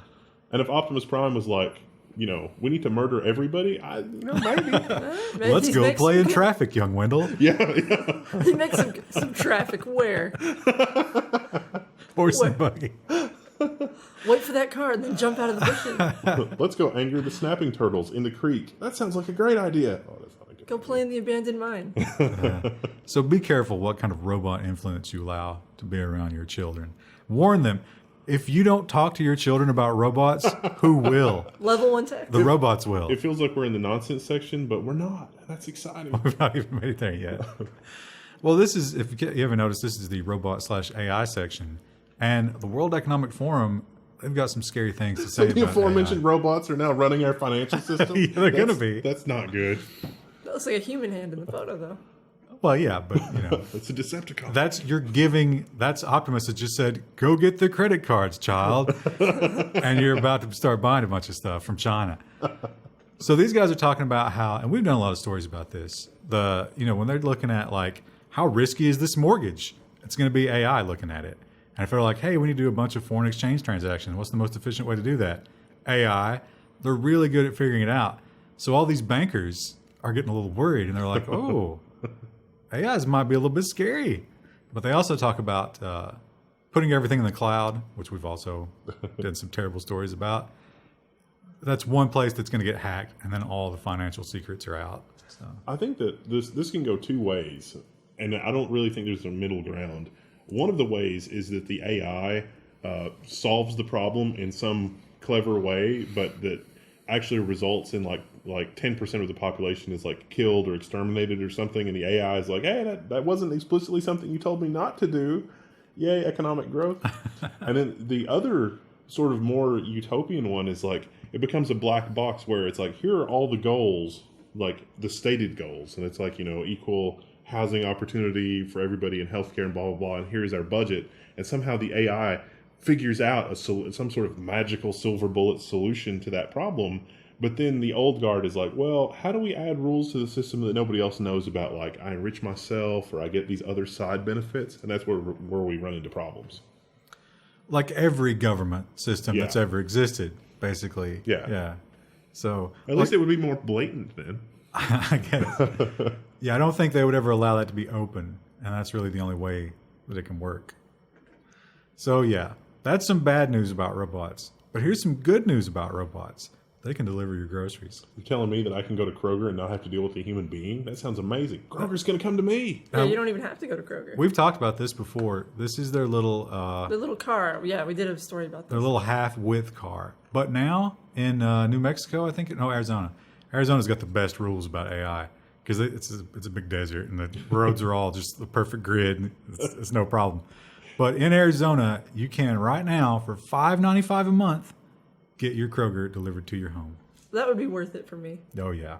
So for $6 That's cheaper than Amazon Prime. Yeah. I was thinking about the robot trust thing, and it's, again, here's another robot. If this thing rolled up and it's like, yeah, here's your groceries, here's your Cheerios, whatever. Let's go kill people. All right, sounds good. Sounds good, Mr. Just Robot. get in the back compartment and just squeeze yourself in there. Hey, I left a 9mm in the back for you. Why don't you shoot up the school? All right, I'll Kroger drive you over. bot. Sure thing. What day you think I should do that? I mean, I would be just as trusting as the UPS guy, in fairness, because like the UPS guy comes and it's like, hey, let's go on an adventure together. Okay, sounds good, UPS guy. Wait. You're gonna have so many people dressed as UPS men showing up at your house. Speaking of other people that trust robots a ton, Major League Baseball players. Am I right? This is. I'm surprised we haven't already done this. So. I guess the argument is tradition versus efficiency, because these strike zone robots are perfect. They know exactly where that ball went. And they graph it in 3D while you're watching the game. There's not really a good argument here other than like, my baseball has always been this way, but they moved from wood bats to aluminum bats, so. I'm not much on baseball, but the baseball players want this, which should tell you something. Yeah. And in the past, there's been some argument about like, you do the instant replay, it slows down the game, and baseball is already agonizingly slow. We don't want that, but these are real time. Like the TV systems automatically know exactly where that ball went. So, I don't know. It would put a lot of people out of work. Yeah, That's why the baseball players want it. Now, the umpire does make rulings that don't have to do with the strike zone. So you'd still need them for some things. Probably like if they made a base or not, I guess. Yeah. Things like, who touched did the glove touch the base first, or did the runner touch the base first? Like that. But they could probably come up with some robots, AIs, to do that fairly quickly. So I don't know. I don't have strong feelings about it, but I think I fall on the side of the robots. Maybe there'll be someone in the comments who can change our mind. I'm ready for the robot revolution when it comes to sports.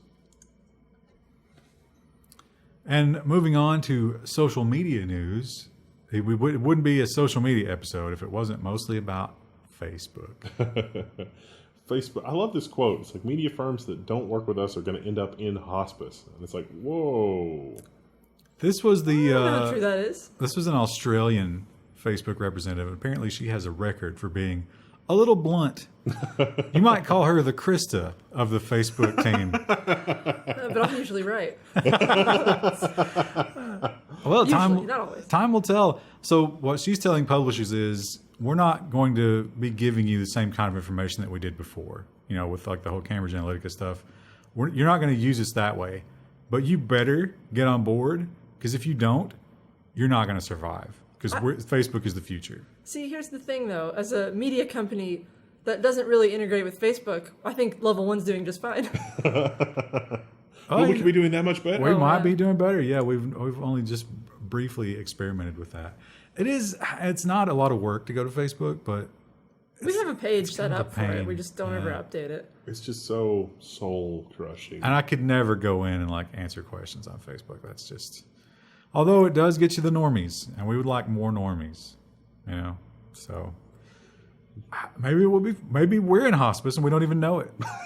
Yeah, maybe the company's about to die. No! Join our Patreon at patreon.com/level1. Well, she's saying that you won't survive without Facebook because Facebook has a huge reach. And she probably backed that up with some statistics. But some people are saying the statistics might be a little bit wrong.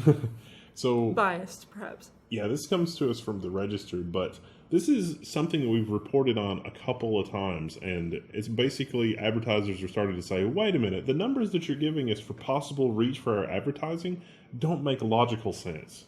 Yeah, the example was Chicago 13 to 24-year-olds was 200% more than actual 13 to 24-year-olds living in the Chicago area. So, a little weird. All of them. Every single one, even ones that don't live there.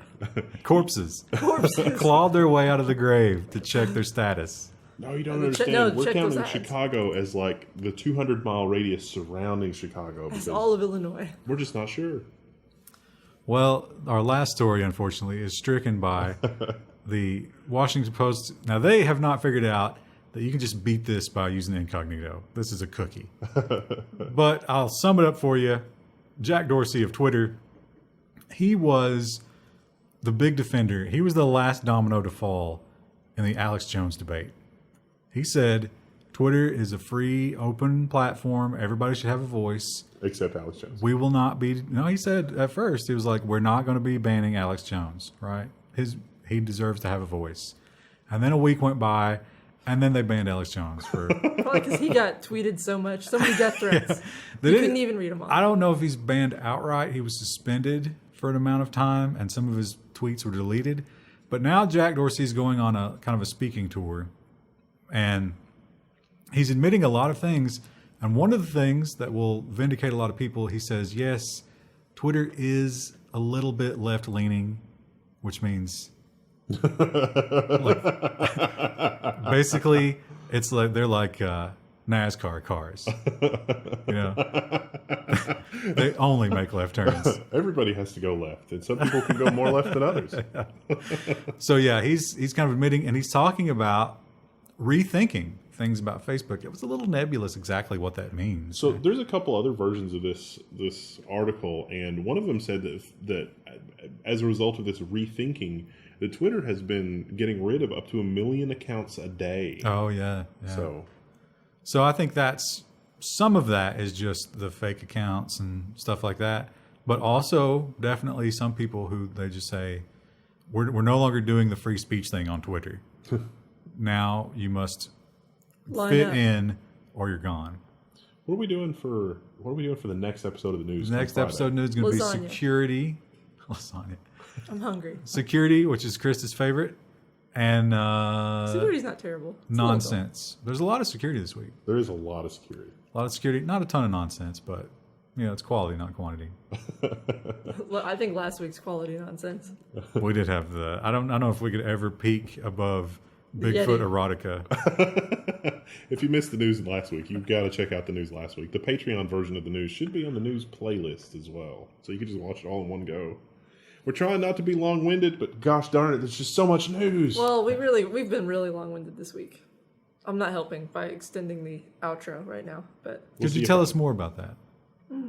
I have nothing else to add. I'm just noticing the time, and my dog's going to be upset with me because I'm not going to be able to feed her on time tonight. No. Today is Friday. I don't remember what day. 24th. We didn't look. I did look and I said, but you were too busy crunching M&Ms. They were delicious, so I brought them in here, and now we're eating them. It's very consciously try not to crunch into the mic. We should mention these are our Twitch birthday M&Ms from Cereal Straws, Thank you, Cereal Straws. who Thank used you. to be our #1 fan, but has abandoned us for love. He has a girlfriend now. Heaven forbid. In case you're not in the know, Friday is the Nonsense Day, where we cover nonsense technological news But and first, security. security, which sometimes bleeds into nonsense. Yeah, it can kind of be Our hit or first miss. story is absolutely nonsense. It's not. I'm getting tired of these. Yeah. It was exciting at first. It was like, ooh, drama. wow. But now it's just like, oh, another week, 3 more Intel hacks. We've got a special coming up on this that I cannot wait to finish, that we had to use a green screen for. We have to do more voiceovers. But this flaw, it's more speculative execution. It's the same old story, except it affects which cache? The L1. level 1 cache, the best cache. You know what the fix for this is? Whenever the execution context changes, they flush the level 1 cache. They flush it. They kill everything. That's going to just... It's going to be real bad for performance. I think they've got some microcode already and some more on the way out. Intel announced this one. This was not found out by somebody else. So, hey, they might be testing. Good job, guys. Good news, right? You're doing your job. You think that processor that's coming out in October is going to have all this stuff fixed? Oh, sure. Probably not. Certainly won't be fixed on hardware. AMD issued a press release in response to this, which was lulls. That's it. Just one word. And, of course, you got ARM waiting in the wings, and it's like, hey, none of this affects us. Look at us. I am actually supposed to get a Cavium Thunder X2 server system to review. I cannot wait for that. I'm super excited. Last week we talked about the SIM card hijacking that takes place at the ISP, and there's nothing you can do about it, right? It's a rogue ISP employee. They've got access to the system. They put your SIM card on a different number or a different account, and you're screwed. Well, how about if that costs you $23 million? Yeah, this article is exciting because AT&T blatantly did not follow their own security protocol for handling these types of events. Somebody's card was cloned, and the cryptocurrency was stolen as a result. This was the second time this guy had suffered this kind of hack. So he went to AT&T and he was like, please, for the love of God, give me like a secondary... You know what? Don't let my SIM change unless I'm physically present and I give you this password. And it happened again. And they were like, A-okay, sir. And then one week later, narrator, they didn't. So he's suing them for $230 million? I hope he wins. He's multiplying it by 10 for, not only just restitution, but punitive, because it's like, hey, look what you did to me. And it was all cryptocurrency. Somebody stole his SIM, used the 2-factor to get into his crypto account, and they took everything. So he's got a good case. I think he's got a good case, yeah. Excellent case. It'll be interesting to see how he gets out of it, because AT&T is going to fight it tooth and nail. We'll hear about it in about 10 years. Now, you know who doesn't have a good case, who actually has a terrible case, is a young man from Australia. He hacked the Apple servers. Now, this is not iCloud or anything like that. This was an internal Apple system. He downloaded about 90 gigabytes of data, and he put it in a folder on his computer named Hacky Hack Hack. Maybe he was just a Guilty. hacky sack enthusiast. We don't know. Pro criminal tip. Don't name your hack folder Hacky Hack Hack or any permutation of the word hack. He has not been sentenced yet as of the time of this recording. I think he's going to be sentenced. Maybe he was sentenced this week, but we don't know what it is yet. But I hope they go easy on him, because 16-year-old obviously got talent. He's too young to really know. I mean, he knew what he was doing, but he probably didn't realize that what he was doing could result in... It was probably quite as serious as what it was. Well, they talk about he was apparently a huge fan of Apple. Yeah. Which is weird. Well, I mean, this is what Apple's operating system is literally rotting from the inside due to neglect. So it's not really surprising. This is your brain on Mac OS. Hacky hack hack. I like to imagine when he typed that folder, he was typing like this. Hacky hack hack. Save. Well, we always have an AWS bucket leak. We always have a Tesla story.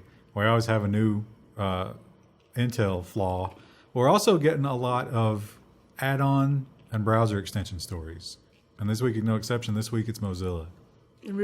23 Firefox add-ons that was it stomped on users? Snooped. Wow. I can't read from here. You drove here. Listen, that text is tiny. The road is big. Stomped on users. It's funny because I actually read this story. Yeah, so they've got a list of them down here somewhere. There you go. If you're running any of these extensions, go ahead and pause the video, peruse that list. So half of those was just sniffing your URLs. The other half was installing malware. 500,000 users were affected by this. It's crazy because it's not a huge list of add-ons out of all the ones that Firefox has. But look at the names. Well, let me help you. Let me read them to you. Yeah, because I can't read So them it's from here. stuff like pop-up blocker, right? So you search pop-up blocker, and it's just like, I don't know the difference. Let me just get one. And self-destroying cookies. It's like, oh. That sounds good. I need that. I need security. Let me get this one. So, yeah, you got to be very careful There's about. also YouTube ad block. Yeah. I saw that one on there. You got to be careful about the plugins that you download. Super, super careful. But Mozilla, in their defense, somebody sent them a message and was like, hey, look what I found. And that guy actually took the time to figure out what it was. Then he searched the entire App Store for what it was doing and found the other 22. Good job. Which is nice. Yeah. And this one is, maybe this actually could have gone into nonsense because this is a level of stupidity and incompetence that, As most security stories are. but this one really takes the cake. So SuperProf was bought by another company, or maybe it's the other way around. But anyway, they want to do some account integrate. They migrated the accounts. They made one simple trick that ruined their company. Turns out all the passwords are guessable. Not only guessable, Hackers love him. but so let's say that your name is Barbara. Your password is Super Barbara. Oh, no. Yeah, and it's always We're all super. lowercase. It's always the word super, first name. Wow. So you have to know somebody's first name Well, to be and fair, that's hard to know. and their email address. It's the world's largest tutoring network. This is apparently there was a lot of musical tutoring. You think Fortnite tutors are on there? Do you think our friend Brian's on there? Teaching people? He how to would show never lower himself to teaching. No, he's a Wow. superstar. But yeah, they also talked about how this other website had changed their rates and changed their what hours they were willing to tutor, and some of them were like, they're now giving away my first session for free. I don't have that policy. So it's a big problem. Nice. You know what else is a problem? Weapons and bombs. And what can we do to stop them? Wi-Fi? Anti-weapons. Wi-Fi. The BBC has got this article on Wi-Fi being used to detect weapons and bombs. And it's really just 2.4 gigahertz being used as a thing to scan stuff. It's an interesting, it's like, the tests were running well. They were looking for a brick. It's a literal brick. Covered in aluminum foil. Looks I like. kind of feel like the TSA would find this, don't you? What is this, sir? Why do you Don't open it. Covered in tinfoil. This is not necessarily new technology. I remember a long time ago we were talking about people who were experimenting. Remember where they were tracking your skeleton with Wi-Fi through the walls? Oh, yeah. Yeah, so of course they can do metal. That sounds like no context. That sounds ridiculous. They're tracking your skeleton through walls. Well, if you're sleeping and your skeleton gets up and tries to escape. It's the second story that's from Total Recall. Like when they're walking through the thing and they go behind the screen and you can see the skeleton. It's literally that. Yeah, I think in that case they could only get the joints. Yeah. But then the software could draw the skeleton based on the joints, which was impressive. So, yeah. Just another way they're going to track you at the airport. We've got a high-profile leaky bucket to report. You got to have one every week. This one's pretty bad. Pretty big name. Yeah, GoDaddy. AWS Error exposed GoDaddy business secrets. But this was apparently GoDaddy and Amazon were trying to make a deal. And so what was deployed in this bucket was a configuration information for 24,000 AWS services for how Amazon might deploy its services to shore up GoDaddy's hosting business. And it was the salesman that did it. So Didn't follow Amazon policy. So that's how easy it is to get your buckets wrong. yeah. You know what I bet about that guy? I bet he doesn't work there anymore. They put him into a small windowless room and Jeff Bezos walked in and rolled his sleeves up. We've hired a walrus who loves buckets to replace you. That's a vintage meme. It's an old one. Oh, that might be a new Level 1 t-shirt. Have you ever seen that picture of the walrus with the bucket? Yeah. It's a good one. That's one of those meme references where it's like you have to explain so many levels of memes. for the normies to understand it. There was some famous philosopher that said that society will collapse when communication becomes communicating, like the things that make sense in communication rely on having knowledge of other things, like prior things and events. Like society will basically collapse when everything becomes Darmok and Jalad at Tanagra. Have you seen, there was a story about, I think it was in Pittsburgh, the students made a handbook for new teachers so that the new teachers could learn all the ridiculous slang. And it's like, is this the cart and the horse that they're always talking about? Shouldn't it be the other way around? Shouldn't we be training these children to integrate into the rest of the world where people don't talk like that? Speaking of technologies that don't integrate into the rest of technological whatevers, let's talk about fax machines. I know a lot of businesses that still use fax machines, and this is a problem because there is no fix. You have to just upgrade your fax machine. And when's the last time you think the average business updated their fax machine? So these are not actually the most ancient of fax machines. These are the middle-aged fax machines that are sort of convergent devices. They should have had more years left, is what you're saying. Yeah. They plug into a phone line, but they also plug into your corporate network. But it turns out that you can deliver software updates, firmware updates, things like that via that telephone interface. And that makes these fax machines vulnerable to remote takeover. Yep, you just overflow that buffer and you're in. And because they're connected to the network, now you have access to the network. So the proof of concept deployed Eternal Blue for taking over SMB networks from the fax machine, which is like saying that, your Keurig owned your domain controller, which is amazing. No, we should just stop using fax machines. Well, you can get those services that do the same thing. I think that's but there is no prophylactic that you can put on the phone line. All right, whatever's coming through the phone line is coming, and so you have to upgrade all of your fax machines immediately, or you will be affected by this. A lot of that equipment has been out of warranty. I mean, HP didn't make any bones about saying that some of their older equipment is just not getting updates. Oh, it's going to suck when you have to buy a new fax machine. 2018. Some people still use fax machines because of the secure fax protocol, which the rules are different for information security around that versus, say, email. I had a client recently ask me, like, what's your guys' fax number? I was like, we don't have one. No, let's not know. Well, let's do a quick roundup of what are they tracking?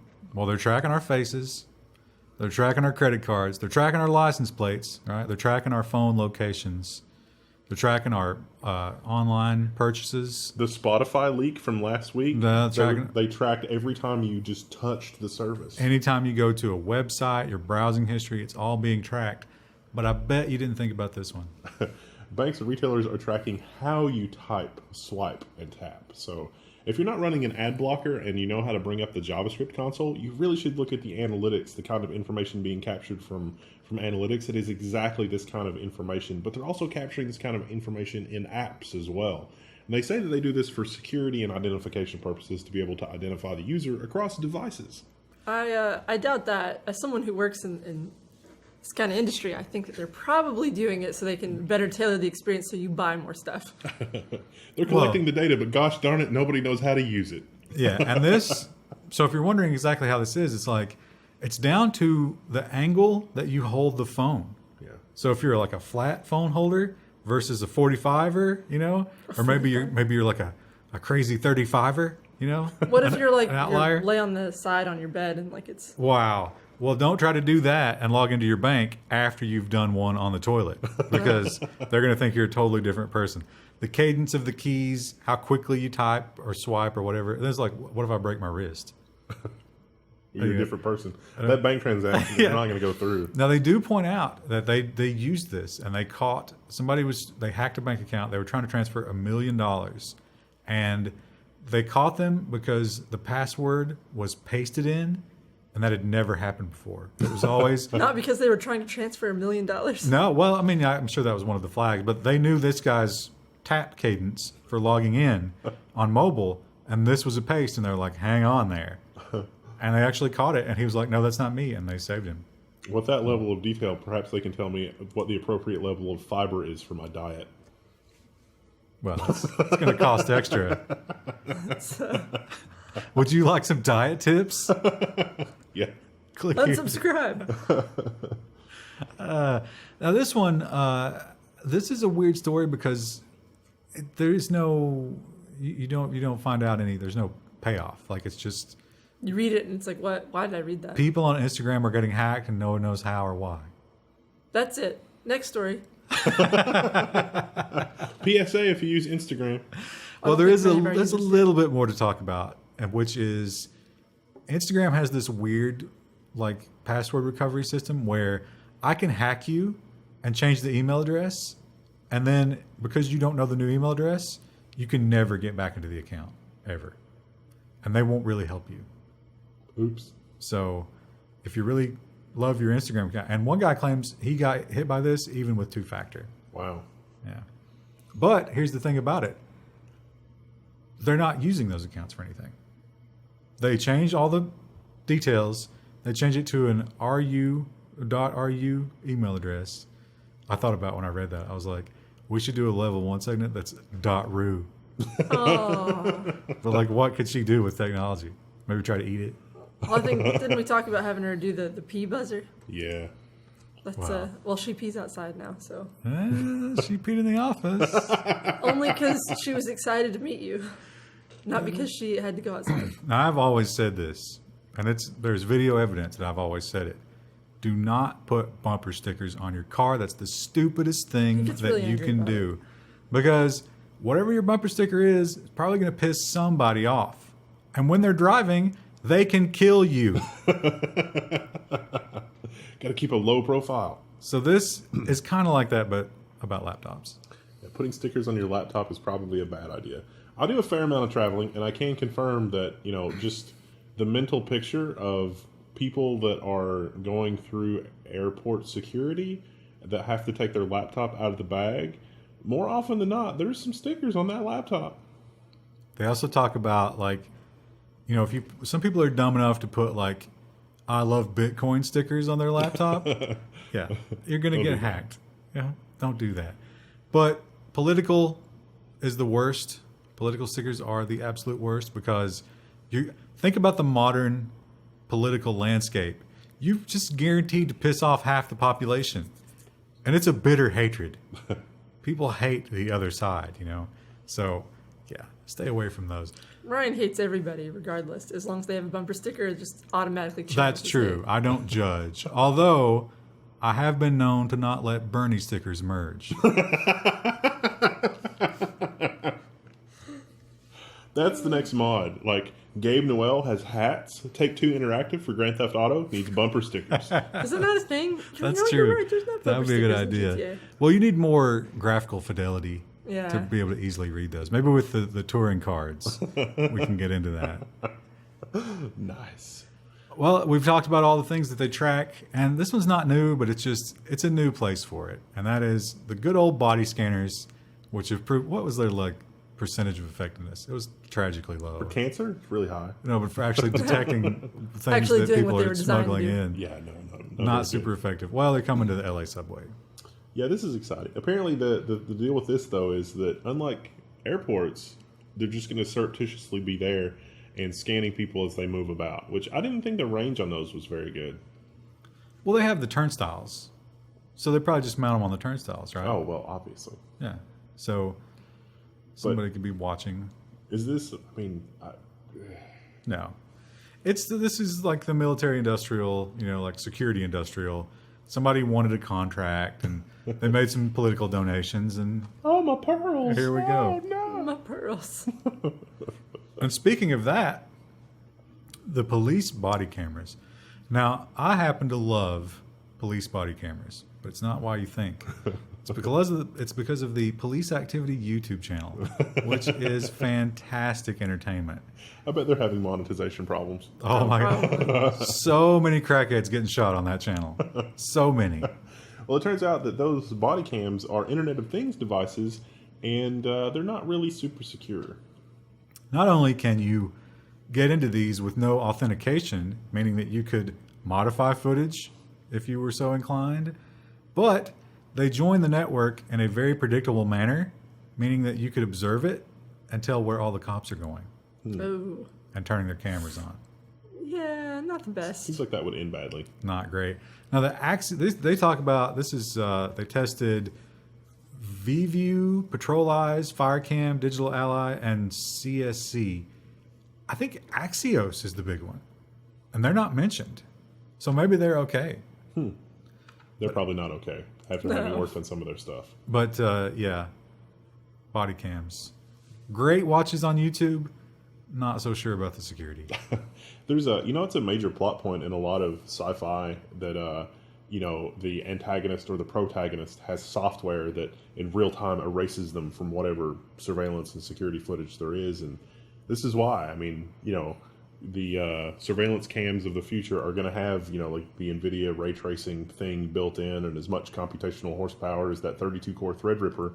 So it's like, we're going to load some software on here that real time removes me from the footage. It's plausible. And it'll already be tied into face recognition. Yeah, well, you got to think about like government service. Like we have to have spooks and spies and things like that, and they're going to need that technology to function in a future where there is no privacy. You know what's going to be great about that is we can use it like they did to detect vampires. So if like somebody's at your door, you hit them with your outdoor camera and you run it through that database. If they disappear, it's like, oh, that's NSA. Don't answer that door. You don't know if it's NSA or if it's MI6 or if it's the Russians or Mossad. It's one of those. Doesn't matter. You don't know which. Doesn't matter which one it is. Head to the spider hole. Joke's on you. I don't answer the door for anybody. Yeah, I don't either. Well, we talked about the alphabet agencies having hacked VPNs as long ago as 2006, and OpenVPN being a little bit of a problem. And well, here's why. It turns out that so this is Voracle, I guess, but it turns out that it's a bad idea to compress things before sending them over a VPN, and especially if the attacker can control or inject content on a particular web page so that they know what the encrypted contents of a particular thing should be. Yep, this only affects you if you compress before it goes over the TLS. Here's the bad news. OpenVPN does that by default. Yeah, and they put a warning up, but they didn't change the default behavior. That's weird. It is a little weird. It's a weird choice. I'm sure it affects performance, but... Where does OpenVPN get their funding again? Don't go down that rabbit hole. Where does Tor get its funding again? So yeah, it affected OpenVPN and one other VPN provider, and the other people fixed it, but like you say, OpenVPN didn't. Now they do talk about how most VPN providers will give you a selector of do you want to use OpenVPN or some other kind of thing, so use the other one for now. Our next story is exciting. This, we've entered into nonsense. Put your mouth on the curb. We've entered into nonsense. Now this could be a robot story, but I felt it was more nonsensical because there are no details, but how is this going to work? Well, have you ever been to the Hall of Presidents at Disneyland? American History X director to cast robot as lead actor in next film. So they've got this robot that's wearing Trump hair, but looks a lot like Hillary. Is it Cosmo? No, at the Hall of Presidents at Disney. Oh, I was hoping that he would cast Cosmo. Cosmo's really been looking for a break. Well, see, here's what I don't understand. They talk about robot, but then they talk about AI. So are we talking about somebody that's going to be rendered into the movie, or a literal animatronic robot? A literal animatronic robot would be much more impressive. But I imagine maybe he's talking about CGI. I don't think it would be impressive at all. It Well, would look ridiculous. That's why I think it would be impressive. I'd be more impressed with the boldness of the man for choosing to do that. This guy apparently also mentioned this story. He did American History X, which is, in case, apparently that's one that Krista's seen. I've not seen it, but I know that scene. Oh my God. I know that scene. Put your mouth on the curb. I learned what curb stomping was from that. So anyway, Don't Google it. This guy directed American History X. It's a pretty good movie. And he took his name off of it because they edited out too much of it, and he felt it ruined it. When it's hyper violent. So I wonder if it was like way more hyper violent. And he was Just like, that one clip I've seen, I was like, whoa. Yeah, that's a disturbing moment in movie history. Yeah. I mean, we won't spoil it for you. But there's one scene in American History X where it's just like, ooh, it's one of those things where You just have a guttural, not guttural. it's like watching a paper cut, and it's just like, ooh. Oh, I can imagine that's very unpleasant. a visceral reaction. But he also talked about, he might have tipped his hand a little bit because he was like, I feel like I might get an Academy Award for casting a robot. It's Oscar bait. It's bait. Ooh, it's a big one. But that'll be interesting to see. That pales in comparison to this. I don't know. We've got to stop everything that we're doing. We need to fly to Germany and help them with this problem. So Germany, they've got some problems in the government. They've got a bit of a migrant crisis. They've got Merkel is not able to govern effectively because you got all the different governments forming. But their biggest problem, the most major of all the problems, is this one. Germany lacks a plan in case of alien contact. Germany has no protocol to follow in the event of contact of life from outer space. Research has shown that if aliens did show up on Earth, humans would actually be happy to meet them. What research? Yeah, who researched that? And how do you research? There's no way to research. I guess you call some people up. It's like, hey, bro, how would you feel if some aliens It's a landed? telemarketer call. Hello. I'm looking at when that's happened historically, like from people from one continent showed up on another continent. That hasn't gone well. As Germany's finding out. So America, it turns out, does have, Oh, yeah, I could see them preparing for that. but ours is purely invasion repellent. It's like, if they're coming, we're killing them. Welcome to Earth. It took Independence Day. Like, that's what it's based on. The whole plan is just Independence Day. So yeah, but Germany, and it so fits into that German stereotype of pure efficiency, no humor, no imagination. It's like aliens. What? No. Oh, see, I would think that they would plan, have some sort of plan for that, because Germans are known for their planning. But it's totally outside the realm of possibility. So we're not even gonna think about that because it doesn't make any sense to think about that. Oh, God, I'm torn. If you're German, answer below. This week's engagement challenge. Well, here's a story that I put in purely for Krista's benefit because Wendell and I, of course, being the superior gender, don't suffer from this. Hang on. I'll do a sample right here in the studio. Ooh. She left her chair. To go get my smartphone. There we go. That's not Oh. It doesn't fit. That's about what, 80%, 75%? Yeah, it doesn't fit. It does fit in the back pocket, which I'm not going to show you. Yeah, but you don't want to sit on your phone. Yeah, that's a good way to break it. Especially one of those Samsungs, they can't wait to explode. Or the Apple with the bendy screen. Oh, yeah. Yeah. You would instantly get a bendy phone. So women's pockets just simply do not fit smartphones, and this is a crisis. It is annoying. I mean, I usually have a purse, but I would like to not have a purse 100% of the time. Now I've heard, and I don't remember where I read this, but I've read that the life hack for this is to buy jeans in the young boys section. I've heard that. I've never tried it, but I'm kind of interested now. Because apparently they're the same size and the same cut and everything, if you get the skinny jeans, but they have massive regular pockets. Do they still sell skinny jeans for young boys? Is that a popular it's trend? been a long time since I've shopped in the young boy jeans section. Well, maybe our viewers can tell us. There was kind of an emo phase when I was in high school, but I don't think that's a thing anymore. Level 1 Fashion? pants experiment. Join the Patreon now at patreon.com. If you're a young boy, or if you know a young boy who you've bought pants for, tell us more about whether they're skinny jeans, because I need to know. Now, do they make skinny cargo pants?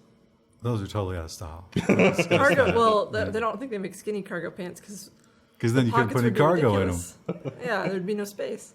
Well, we can all agree that the number one problem in Germany is alien invasion. Because they've got no plan. They've got no plan. But what's number 2? What could be number 2, and this is a dark story. This is a very dark story. But it is also kind of entertaining in a very, very dark way. It's a dark story where you're going to laugh and then you're going to feel really bad for laughing. But, German children are drowning. But why are they drowning? Well, it's because of Instagram and Twitter and Facebook. They went swimming. This story from The Guardian attributes that rise in the rate of drowning to lifeguards and parents using their phones. Yeah, so when your children are swimming... I'd say this probably goes in the U.S. as well, but... Pro-parenting tip. When your children are swimming or doing other activities that could lead to death, maybe pay attention to them. Maybe stop texting for 10 minutes. Or ever how long it takes for them to finish their swim.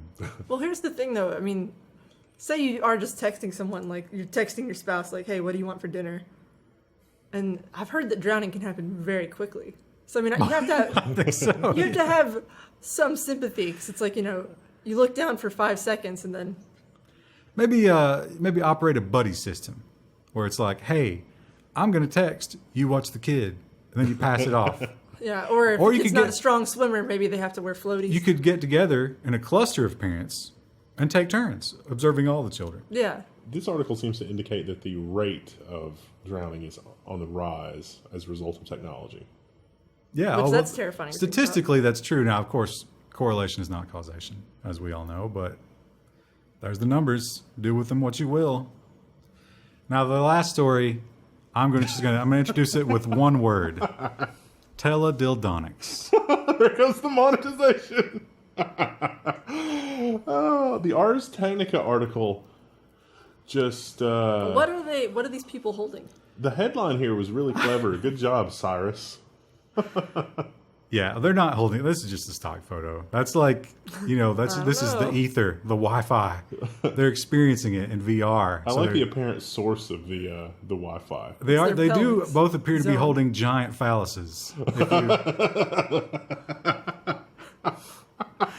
So the story here is that there has been a patent troll for 20 years who has had a death grip on the Internet of Things sex toy industry, and they won't let anybody build them without going after them with patent suits. Well, good news, it's just expired. So if you've been waiting, You've been waiting to get your hands on some teledildonic technology. Now is the time.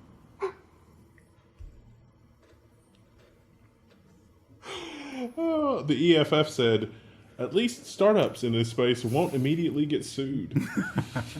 Turns out they have sued something like 11 companies. Because you can tell a lot of people are like, oh, I've got a good idea, as if no one else has ever thought of it. Yeah. Now, these guys came up with this patent, like we said 20 years ago. We have to show off the original patent. Radio transmitter. Sexual stimulation device. The old SSD.